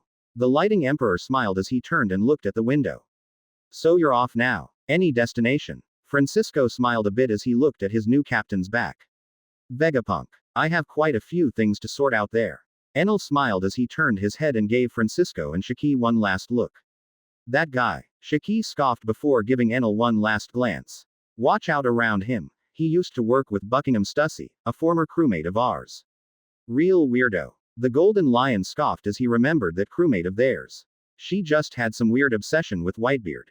Nothing too strange. Francisco simply shrugged, and Enel raised an eyebrow at their conversation. Stussy. Wait a minute. Wasn't she the agent that directed me to Vegapunk? But she's too young to have been a rocks pirate. I guess I'll have to ask Vegapunk more about it. Thanks for the heads up. I'll have to look into a few things with him. Enel waved at the two old pirates and disappeared in a flash of lightning. Instead of reappearing at his home, he reappeared in front of a different house. The sun had already set, so only the dim light of the stars was shining overhead. Maybe emboldened by alcohol mixed with a desire to see someone specifically. But he decided to take the next step as he raised his hand slightly to knock on the door. Enel's fingers gently knocked on the wooden door a few times. He stood there with a small smile on his face. A tired yawn could be heard from the other side before the door opened. The disheveled figure of Robin answered the door, with messy bed hair and tired eyes. The Lightning Emperor was a bit amused to see her like that. He smiled and leaned on the doorframe. Well, weren't you sleeping in rather early? He asked in a cheeky tone as one of his earlobes quickly shot up and prevented Robin from slamming the door in his face. And Robin did try, looking a bit frustrated at the Emperor that rolled up to her door at midnight. After trying a few times and failing, she ended up rubbing the bridge of her nose and opening her mouth. What? It's really late and I'm tired from training. Robin sounded truly exhausted, which made Enel feel a bit worse about interrupting her sleep. Well, I just felt like dropping by, seeing you and all that. Enel scratched the back of his head with an awkward gaze. It was only then that Robin noticed something and her eyes widened. Wait. You have both hands now. She seemed to instantly gain a burst of energy as she got closer to Enel and studied his body for a few seconds, blinking a few times as she tapped his newly regrown arm with a curious gaze. Did Bonnie help you after all? She asked as she finally looked up to the much taller Enel, her eyes shining a bit underneath the dim light of the stars. Yep. Sengoku is also on the island now. How have you been? Enel smiled a bit as he answered her question in kind. Robin looked into the Emperor's eyes for a few seconds, before simply sighing. Well, since you're here you might as well come in. We can talk more inside, maybe over a cup of tea. Enel just smiled and walked in. The two of them ended up speaking for a good portion of the night, with Enel falling asleep at some point, and Robin covering him with a bed sheet before going back to bed herself. Chapter 173. Egghead Island, Conversation and Soul. Blank. Pav Enel blank. It's been a while since I've woken up like this. Well, sleeping on a chair isn't unusual for me. Sleeping on a bed for once would have been quite shocking, but I am not at my house. Robin seems to still be asleep. It's my fault for keeping her up all night really. Well, I don't regret it, getting to spend more time with her that is. I can barely wait to train her personally once more. I guess I just find her interesting. Despite her tragic past, she is able to put it all behind her and push forward with a determination few people would have. I will make sure that she is strong enough when she eventually rejoins the Strafuts. I will make her strong enough to offset any developmental issues that might occur due to the missing Doflamingo. Luffy should also be training with Rayleigh and Ace currently. At least that's what Whitebeard seemed to think. It's unlikely that the two brothers would be separated during these 2 years. Ace is also likely too ashamed to show his face to Whitebeard and the rest. Plenty of people died to save him after all. Well, he'll get over it. Even then, it's not any of my business. I am not exactly a friend of Ace, nor do I really know him. For now, I need to focus on finally helping Kuma for good. Bonnie is already part of our crew, but I don't like to half-ass things, I must use my whole ass. Hey, I've always been against vulgar jokes like that. But I guess my perspective on politeness and language, in general, has changed the past few months. Well, I better get going. I don't feel like waking up Robin for this. It might also turn out to be a rather short journey depending on how Vegapunk can actually help me. There's also the matter with Stussy. And Buckingham Stussy, the government agent and former Rocks pirate. Whether or not they're the same person, Vegapunk of all people should be able to give me a few answers. Blank. Pav narration. Blank. Enel rose from his seat. Slowly and silently, he looked at Robin one last time before smiling and folding up the blanket that had been shared with him and placing it on the table. He then silently picked up his staff and walked out of the door, disappearing in a flash of lighting as soon as he stepped out the door. His destination was clear. He first went and took a shower, and grabbed a new pair of deep blue suit pants, a black t-shirt and his white furred coat. He tapped the tips of his black shoes on the ground one at a time, before turning and looking at the log pose that Stussy had given him. With a sigh, he swept his blonde hair backwards and turned his staff into a pair of gauntlets. Time for a friendly visit. Hope the world government doesn't have that many agents there. Enel then vanished once more, this time following the directions of the log pose. He flashed through the skies at inconceivable speeds, stopping occasionally and glancing over at the special compass. It took only a few minutes for him to find the island. It wasn't exactly hard to spot. And just by looking at it, Enel could tell that the island was far ahead of the rest of the world when it came to technology. It was actually insane to even look at. Everything about it felt otherworld. Even to the man that had built flying ships, gigantic island transporting methods and technically helped turn someone into a cyborg or half-cyborg. In the first place, the world of One Piece had always given off the feeling that it was a bit behind the Earth that Enel Alexander had originally hailed from. It did surpass Earth in many ways, just from the things that Frankie had been shown to build, as well as the pacifistas. But Egghead Island was on a completely different level. The island seemed to be made out of different zones. The first zone seemed to be flourishing, filled with researchers and experiments. It also appeared to be some sort of industrial zone. There were robots all over that island. Enel was able to see animals flying through the skies, each one of them being robots on the same level of complexity as pacifistas. Then there was the giant island that sat on what looked like an island cloud. Something that Enel was quite familiar with. That island seemed to be even more impressive than the industrial zone. Though its design was a bit odd, looking like a cracked egg, hovering in midair permanently. Enel was able to read the words, Punk Records, on the inside of the upper eggshell. The Emperor was unable to surmise what materials went into making said eggshell, but they appeared to be quite sturdy. The most surprising part was the utter lack of government agents on the island. I guess they no longer have that many agents to spare. Although, it did feel a bit strange for the world government to leave such an important place undefended. Now then, where would I be if I were Vegapunk? Unfortunately, Enel was about to find out that Vegapunk's island was far from undefended. Gigantic tentacles rose out of the water and pointed their tips at the flying emperor, which caused Enel to quickly take notice of them. He had felt them previously thanks to his radar but didn't pay them much mind. Now he could see the tentacles unfold like metallic flowers, revealing what Enel assumed were gun barrels. In that instant, with the help of a bit of premonition, Enel turned into a flash of light and danced around a few lasers that threatened to burn holes all over his body. Enel felt that they were similar to those of the pacifistas, so they weren't quite as dangerous to him, but he dodged them nonetheless. A rather heated greeting. More and more beings rose out of the waters, struggling to reach the Emperor, who could now sense panic descending on the island. He felt the researchers entering shelters while the metallic sea creatures below all started shooting lasers and flying discs at him. He continued doing a round, sometimes intercepting the lasers with his own lightning bolts. He wanted to avoid destroying the robots if possible. After all, he was no enemy of Vegapunk, at least he didn't want to be an enemy. Dragon had already informed Enel that the mad scientist was in contact with the revolutionaries. An ally, so to speak. But that only made the fact that the robots were attacking him even more confusing. It should already be well known that I am in cahoots with the revolutionaries. So why would Vegapunk target me? Is it to keep up appearances for the world government? If yes, then how exactly do I even approach this island? Enel was well and truly stumped. At least until he finally felt a figure waving at him from the island. It was a masked man, dressed in rather futuristic clothing. When seeing that, Enel decided to focus on him for a few seconds, only to receive a message said as more of a hushed whisper. I am Vegapunk. Run away, then come back near the punk records by descending from the clouds. Enel simply nodded, before disappearing in a flash of light. He then waited around an hour or half an hour for the situation to calm down completely. It seemed odd that Vegapunk knew of his ability to hear over such distances.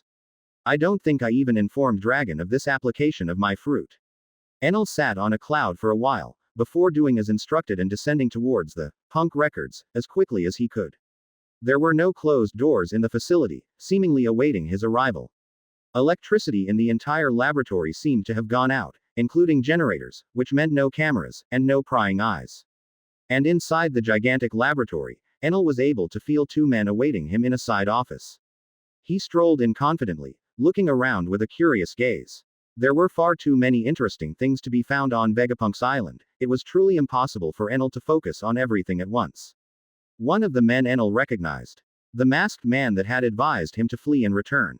From closer, he could tell apart a few more details though. The man wasn't exactly wearing a mask, it was in actuality, a futuristic metal helmet bearing the number 01 over the face. He wore a very long dark coat with light-colored patterns. The jacket has the words, Vegapunk 01, written at the bottom and, Caution, written on the left sleeve. He also wore a pair of very large boots that ran all the way up to where his jacket ended, leaving little to no skin exposed. The other person inside the room however was different. Enel was looking at a relatively tall elderly man, a bit taller than Enel, who was currently 2.7 meters. Despite his gigantic build, his limbs were relatively slender. He also had a remarkably long tongue which seemed to hang out. He seemed to be mostly bald on top, but with spiky white hair on the sides, as well as a thick mustache. He wore rather casual clothing, a polka dot shirt, dark pants, and shoes. However, he had a noticeably elongated but neatly sliced head and has a shaft driven in to support a structure resembling the top of an apple core and its leaf.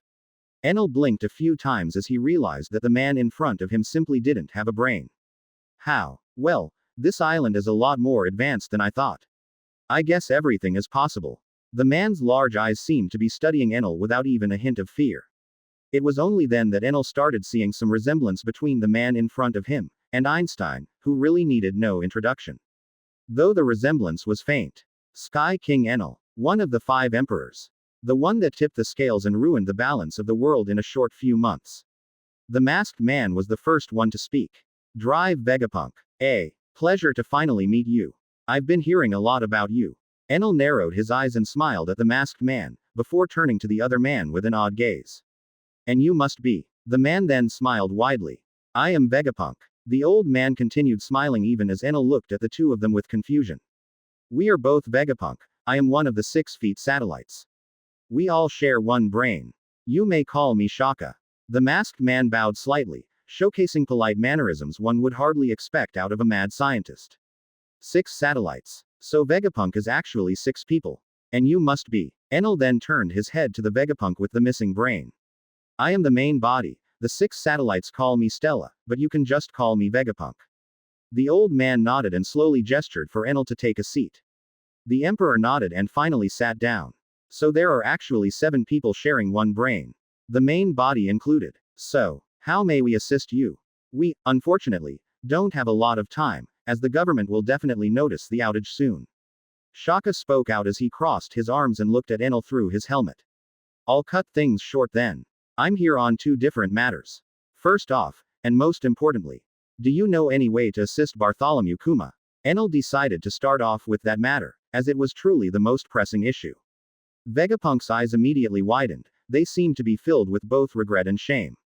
Kuma. He was resolute till the end. I failed him greatly as well. Vegapunk shook his head as he spoke, Shaka also sighing a bit.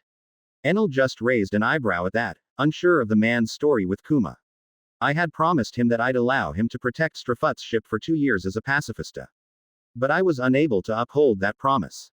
The scientist sighed in regret as he spoke, and Enel blinked a few times, having forgotten what had happened to the Thousand Sunny while the crew was away training. Alas, the world government can no longer be reasoned with. He was immediately turned into a slave to protect the Holy Land. Though knowing the celestial dragons, he was most likely just a toy to them. Vegapunk shook his head and Enel looked a bit to the side. Yet another thing I've influenced with my presence. It can't really be helped at this point. I'll just leave this one up to fate. I doubt Rayleigh would let anything happen to that ship anyway.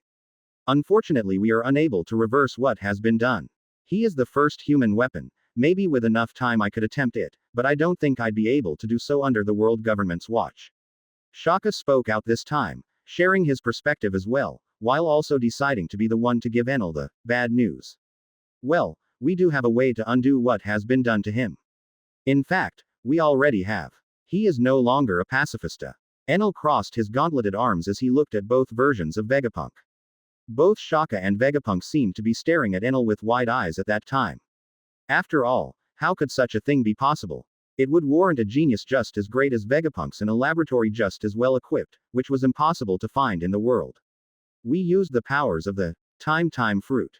Jewelry Bonnie, Kuma's aunt, was able to reverse his body to a state before any cybernetic modifications were done to it. Enel nodded and decided to just tell them the truth, as there was no reason to lie to an ally. And Vegapunk's eyes seemed to become saucers, as the possibilities of that fruit seemed to be racing through his mind. Interesting. I did hear of that fruit before, but I thought the person using it had long since gone into hiding after escaping. The world government in the past. And to think they're related to Kuma. Vegapunk seemed to truly be overwhelmed for once, but it didn't last long, as the old man shook his head. His mind seemed to immediately want to know more. So, if he's reversed to a previous position in time, how exactly can I help? Well, his body has reversed. At first, he was in a sort of coma, but after waking up he was completely unresponsive. It's as if the lights are on, but there's nobody at home.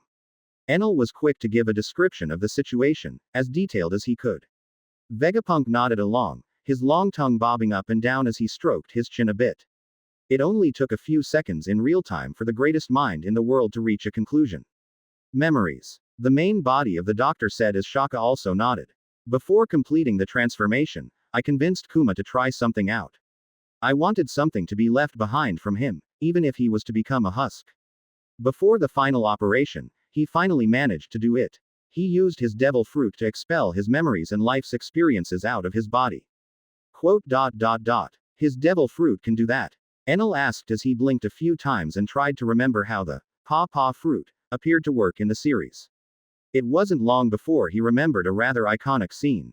When Kuma took out all of the pain and stress from Luffy's unconscious body.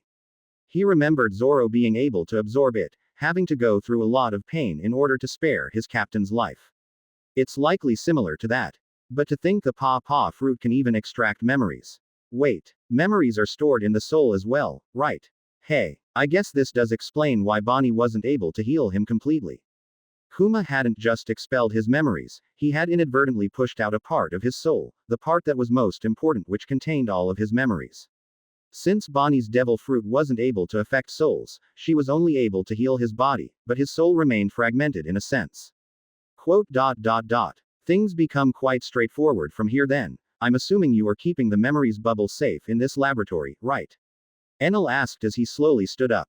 Yes. But transporting it would require a rather large container. I can provide that, but do you have any way to transport such a thing? And with extreme care. By the way, Vegapunk was ecstatic to hear that Kuma could have a chance at life again. He had worried that he killed him before, but now hope reignited in the old doctor. I can turn my gauntlets in a large flying ship, large enough to transport hundreds of people, so it should be large enough to envelop and transport any cargo with care. Enel nodded as he crossed his arms. Quote. In that case, we'll quickly make preparations for the memories to be transported safely. We, unfortunately, don't have much time left, so we need to get everything done in a hurry. Shaka quickly got to work, walking off and leaving the main body with Enel, who sighed as he now had some assurance that Kuma would get healed properly. Now, I hope they have enough time to talk about the other thing. Chapter 174. Buckingham, Swift Departure and Third Side. Blank. Pav narration, blank. While Shaka is handling that, I do have a few questions for you. Enel said as he clapped his hands with a smile on his face. Quote.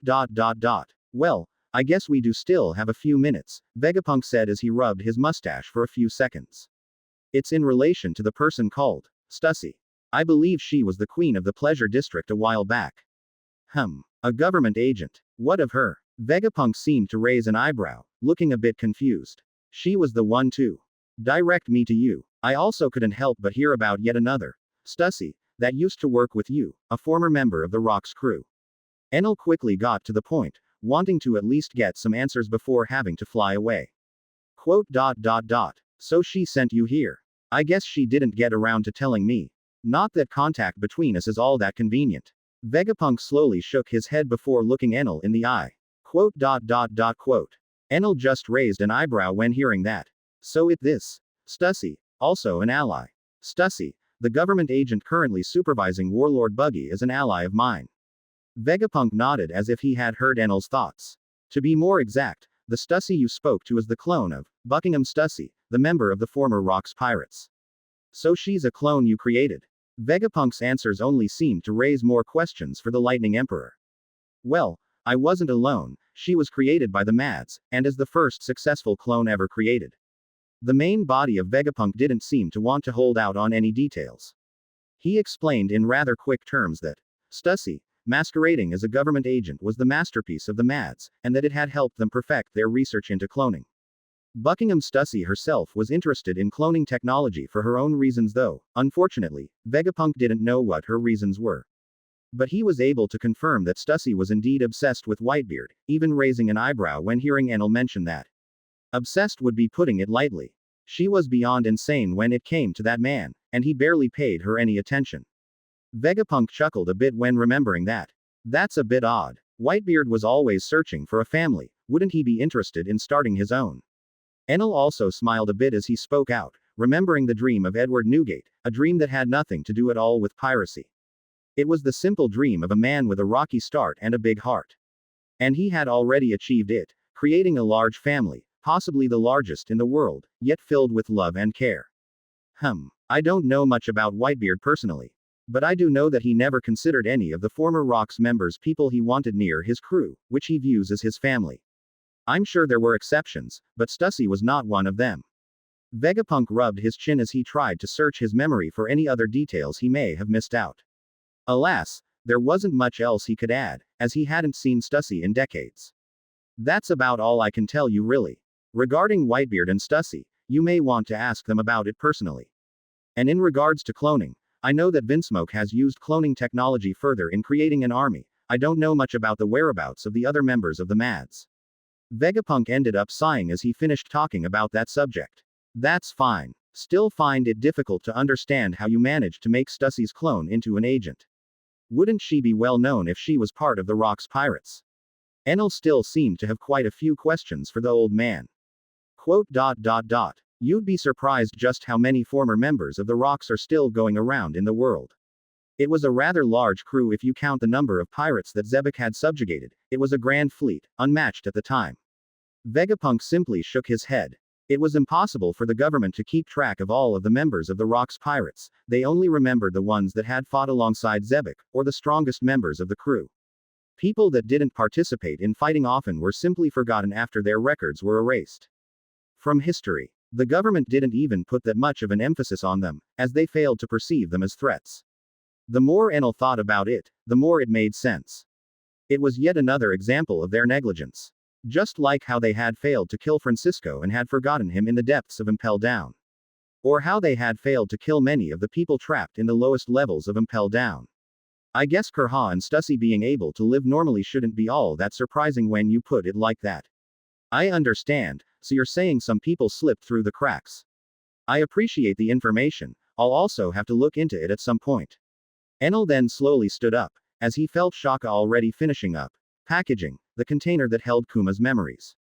Vegapunk's main body just nodded before Enel turned around and started leaving towards the container. Before he left, he stopped and looked back, tilting his head slightly as he did so. One last question. The Emperor's voice sounded calm, but also curious. Have you also been researching cloning? I can sense a few interesting things on this island. Vegapunk narrowed his eyes and looked at the Emperor with a calm smile on his lips. Of course. My main project right now is related to cloning. I'm sure you will find it intriguing as well. The scientist chuckled a bit as he didn't bother to hold any details back. Enel didn't know much about what Vegapunk was researching. He thought the mad scientist would still be perfecting the pacifistas at that stage, but it seemed like he had other plans. He sensed many different things on Eggshell Island. He could feel many containers with many embryos in them. If I were to wager a guess, he's cloning powerful people. I guess I'll just have to wait and see what exactly he has in mind. Knowing he is not loyal to the world government already gives me enough assurance. Got it. I'll be looking forward to it. Enel nodded before turning into a flash of lightning and disappearing from the room. Enel's next interaction with Shaka was not that long either. It was just the satellite informing him of how to transport the container safely, and giving him some information on how Kuma's fruit worked. Shaka did make sure to give Enel a piece of advice, or a warning. Keep in mind, Kuma right now is a shell of his former self. You will force his memories back into him, and with that, you will also force all of his pain and hardship back into him. It will be like torture, for him to relieve all of the hardship and pain he had gone through all in one moment. Enel scowled a bit when hearing that. So it's not going to be that simple, huh?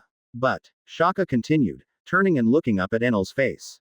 Kuma is strong. If there's anyone out there strong enough to overcome this, then it is him.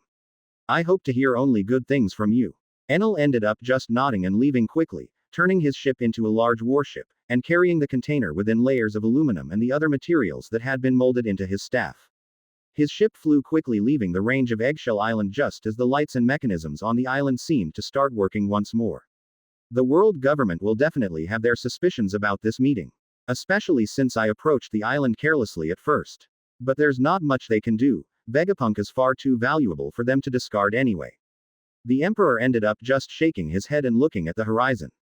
Another journey, huh? At least I got to sleep a bit before starting it. And just like that, Enel had started his journey back to the Sky Islands, flying far above the clouds. While he flew, not that far from him, someone else was having a bit of trouble. Kaido, the large dragon emperor, had just arrived back to Wano, sporting a new set of scars that seemed to scare his subordinates. He was mad both at himself and at how things had developed. Kaido at some points thought that only the likes of Joyboy would be able to kill him. But now the world had shifted. Things had changed. But there was no time for contemplation and complaints. Kaido was now faced with a rather existential crisis. A war is nigh. It doesn't seem to be an equal war. I just can't wrap my mind around the world government contending with the army that Enel has gathered already. It honestly makes the Rocks pirates of old look like an insignificant threat. Kaido knew that he only had so many choices left. He could either choose to join a side of the war. The only viable side for him to choose would be Enel's. But he didn't want that. Thankfully, there was the option of creating his own side, a third party that could join the war later, and reap the benefits. And he knew just the people to ask. Well, he had plenty of options to choose from, but he decided to take a rather interesting approach. King, Queen. The Emperor called out to his two most trusted men. The only two living members of the 3 stars. The 2 men bowed slightly as they entered the room, showing their respect for the presence of the Emperor that had reduced them from the Sky Islands. I want the 2 of you to contact several people, including red-haired Shanks, Whitebeard and Big Mom. It is time we unified the new world. The 2 men bowed once more. Of course, Lord Kaido. We will see to it right away. It's about time someone else shakes up the scenery. If the other emperors come together, then we will be able to subjugate all of the other pirates in the new world quickly. Kaido quickly planned out his journey, but he wasn't stupid. He knew that there was a high chance the other emperors already had their own plans. He also knew that Whitebeard was likely already working with Enel. And he also had his suspicions about Big Mom. But he had to take his chances. Worst case scenario, I will have to personally sail the seas and unite the pirates of the new world under my mantle. If I can't get the other emperors to join me, then I'll at least make sure they won't oppose me. The Dragon Emperor cackled madly as he picked up a barrel of sake and started ordering his men to look into different pirate crews and organizations. The sooner I start, the better. I won't be the one left in the dust in this race. Even if I die, I'd much rather die gloriously in the war, fighting for myself and no one else. Chapter 175. Perspective of a blind man and general meeting. Blank. Pav Fujitora. Blank. It's hard to explain just how eventful the past few months have been. Went from randomly wandering the world after taking away my sight, to being recruited in the Navy. I thought that maybe joining the side of justice would allow me to repent for my sins. Becoming an admiral right away was a bit unusual, but it's not like there was no precedent for it. The world itself being in a dire state certainly helped. The government's actions were quite weird, however. Even at the time, I had hoped to join them in order to stop their egregious actions against protests from the inside, but that didn't really go anywhere. I guess it was a bit foolish of me to expect the government that massacred so many to listen to my words, no matter the position of power that I occupied. Alas, one can't exactly expect foresight from a blind man, right? The main issue was that we had no influence. But that could be fixed. The Marines just needed to prove themselves once more, and get the situation back to the norm. We could do it. Akainu also seemed confident that we could turn things around. We just needed to win a few battles. I was not expecting my very first mission to be my last. It was my first time fighting an emperor, and I must say, it was a lot different from what I expected. Enel is a fighter that mainly relies on his devil fruit from what I was able to sense, much like myself. His observation hockey also advanced to the point where he managed to fight all of us while gaining very few injuries. However, throughout the fight, I couldn't help but get the feeling that he was not being serious. Purposefully avoiding seriously injuring the Marines. That was my first hint that his relationship with the Marines was a bit more complex than outright hatred, although Sengoku still seemed a bit mad at Enel. The Sky King's Devil Fruit's powers are, at the end of the day, extremely lethal. Any one of his attacks could kill, and his speed could also only be matched by Kizaru, who was almost taken out of the fight right at the beginning. Regardless, what happened happened. We somehow managed to trap him at the time, only for the government to destroy Baltigo. So I went from vagrant to Marine Admiral to Revolutionary Army member in the span of a week. And from the Revolutionary Army, to find out I am technically working for, or with, the Sky King that I was fighting before. We haven't exchanged all that many words, but even without eyes, I can see that we are all gathered in this place because of him. He is the glue holding everything together. Sky people, pirates, revolutionaries, Marines, even old legends that I didn't think I'd ever get to be in proximity of. An alliance so bizarre that it was likely far beyond the expectations of the government. Enel does seem to have some talent, gathering this many powerful people in one place. Be it sheer luck, charisma or cunning, he has achieved more than any other. But would this be enough to actually stop the world government's tyranny? I sure hope so. It's times like this that I wish I hadn't taken away my own sight. To see this gigantic army grow with my own two eyes. And to watch the leader they all gathered under. But my sight was taken for a reason. My sins were great. But maybe it's here that I can actually repent. It's on this side that I can actually make a change. Whatever happens in this upcoming war, I'll make sure that the one holding all of us together survives. Since it's because of him that I am given a chance at redemption. Then I will gladly lay down my life for him. I just hope it will be enough. For now, only time can tell. Blank. Pav narration. Blank. The destroyed Holy Land was swiftly reconstructed. The dwindled forces of the world government getting to work, now low on slave labor, but still having some agents to throw at the project. The site was to be rebuilt, but the celestial dragons needed to remain in hiding, as the elders knew they couldn't afford to allow them to run wild and die. They were at the point where simply going on the streets would be dangerous, especially since the protests hadn't been exactly quelled. The more the elders thought it through, the more they realized just how much of the world they'd have to reform. History itself would have to be rewritten. But it wasn't like they hadn't done it before, they already had experience. Even now, they stood in the middle of a room, all 5 of the elders, alongside a few other characters. One of them was a bandaged up Kong, both of his arms were in slings, and he had certainly seen better days. The bitter look in his eyes hadn't subsided ever since he had woken up. Alas, no one could really blame him. Facing both Francisco and Shiki was not something anyone would normally be able to do. Aramaki was certainly nowhere near as capable. But he had survived as well, and he was present. His torso was completely covered up in bandages, and his entire body was healing much faster than that of normal humans, but even then he had almost died. The wooden fleet admiral knew that he only had himself to blame. He had greatly underestimated Shiki, and had lost miserably. He was now also present in the meeting, with the elders discussing their failure openly. Not only were the slaves freed, but we've also lost plenty of men in that mess. Saint Ogata, the blind swordsman, spoke out as he recounted the events of that day. Kuma being freed is a bit concerning as well. Saint Noda, the most influential elder, was quick to point that out as well. He was the prototype for the pacifistas. It's regrettable, but I doubt they'll be able to do much with him. Saint Ogata shrugged as he tapped his fingers on the tip of his hilt. I'd say the most concerning thing here is the force that is obviously rearing its head over the horizon. Kong spoke out as he looked down thoughtfully, narrowing his eyes as the elders turned to look at him. Francisco, Shiki, the revolutionaries. Who knows how many others are working together currently? And it all seems to tie together to one person. Kong scowled as he spoke, turning his head to the side before looking back at the elders. Emperor Enel, Saint Hirano, the shortest one, said as he audibly hissed for a second. His words were containing enough hate to kill a man. He's been a thorn in our side ever since he reared his ugly head. Saint Ogata also seemed just as angry. A variable that not even Lord I Am was able to foresee. Saint Noda muttered as he closed his eyes and nodded in a sagely manner. Calling him a mere variable at this point is no longer enough.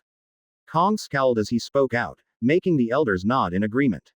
Kong was one of the few people that could openly talk to them, being the one exactly under them. You were completely right. He is clearly more than that. A man who single-handedly did more against us than anybody else ever since the Void Century. A true enemy. The only other possible contender for that title in recent history was Rox D. Zebek. Everything somehow seems to begin and end with him. He somehow even emboldened Morgans to release the dirt he had on us. Saint Noda nodded as he opened his eyes and looked at Kong with a calm gaze. Kong looked to the side and sighed. His power is even more concerning than what Zebek had gathered. Even the slaves they freed can form a fighting force since plenty of them were battle slaves.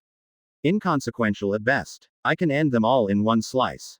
Saint Ogata just scoffed at the notion as he slightly adjusted his round glasses. The other elders seemed to agree with him. They weren't exactly concerned about a few runaway slaves. The authority of the government couldn't be undermined more than it already was, so they hadn't lost much in that department either. Maybe. But it's still concerning. Why weren't we allowed to use any of the ancient weapons? Kong still seemed dissatisfied. Well, the Pluton cannons were all moved to act as extra insurance and protect the world nobles. Francisco of all people should know what they are and how to avoid them, so they wouldn't have made much of a difference. Saint Noda simply shook his head as he spoke out, calmly explaining their reasoning. And the recording of Poseidon is not something we can use casually. Not that it would have been too useful against the two men that attacked us. Mere sea monsters wouldn't have been able to do more than paint the seas around the Holy Land red in their own blood. By the time something more responded, everything would have been over anyway. His younger brother, Saint Sonobe, was the one to continue. Talking a bit more about the other weapon in their hands. Kong just sighed, as he couldn't exactly argue with the elders. Though he still felt there was more they could have done. All will be well in the end. Our Lord is already slowly regaining his vision. The future is becoming clearer and clearer. Soon he may give us a prediction once more. One to include this variable turned enemy that spawned on the world seemingly out of nowhere. Saint Noda simply closed his eyes once more. The trust and confidence of the elders seemed to be unshakable. It seemed to somewhat inspire Aramaki, who had been merely listening patiently up to that point. Kong wasn't quite as hopeful. Some prediction. If it's as good as the last one, then we're well and truly doomed. A war was predicted to come regardless of that outsider's interference. So we already are prepared for it. Saint Ogata said as his bald head shined in the light. Vegapunk's research is crucial to our preparation. Yet it is still debatable whether or not he can truly be trusted. Saint Masutani, the youngest among them, said as he rubbed his short blonde beard thoughtfully. We shall prepare for all eventualities. The most recent reports say that the Sky King tried to pay a visit to the Mad Doctor. Saint Ogata said as he scowled a bit. They are currently in a blackout. It's either the result of that attack, which was routed from my understanding, or it's Vegapunk trying something behind our backs. Saint Noda's calm expression seemed to also morph into a scowl when speaking about that. Vegapunk was someone they were keeping up to date with constantly. He was an extremely important person to the world government at the end of the day. We still have plenty of leverage over him. For now, he'll do as told, build the seraphims. We must get rid of him as soon as possible after they are built. Saint Noda continued speaking, the other people in the room seemingly nodding in agreement, even Aramaki. The fleet admiral was already brought up to speed on Vegapunk's situation, and he knew that it was a rather fickle agreement between him and the world government. For now, this is a waiting game. Unless Enel decides to speed things up a bit, which is unlikely in my opinion. Saint Ogata said as he slowly took off his glasses and started cleaning them with a cloth. Quote. He's already shown he's more than willing to openly attack us. Saint Macetane spoke out, reminding everyone of the possibility that the Emperor would attack them any day. Yet, he didn't come to the Holy Land himself. Saint Noda spoke out as he smirked slightly. He didn't bring his army, he didn't actually attack us at all. He was seemingly after the slaves. We can tell he's a cautious person already since none of our attempts to bait him has worked in the past. Our Lord's display on Baltigo is likely enough to make him hesitate to attack us anytime soon. Saint Noda was quick to dissect the situation and come to the conclusion that the attack wasn't going to happen soon. But there were still plenty of doubts in the room. In the end, Noda just sighed and shook his head. Let's just wait till our Lord reaches out to us with a revised premonition. All should become clear at that time. In the end, that was the conclusion the elders managed to reach in that conversation. Kong remained the only person still skeptical in the room. Single quote. Maybe I should have left with Z and Suru. Or at least tried harder to convince them to stay. The old man just shook his head at that thought. It was already too late anyway. He had picked his side. ________.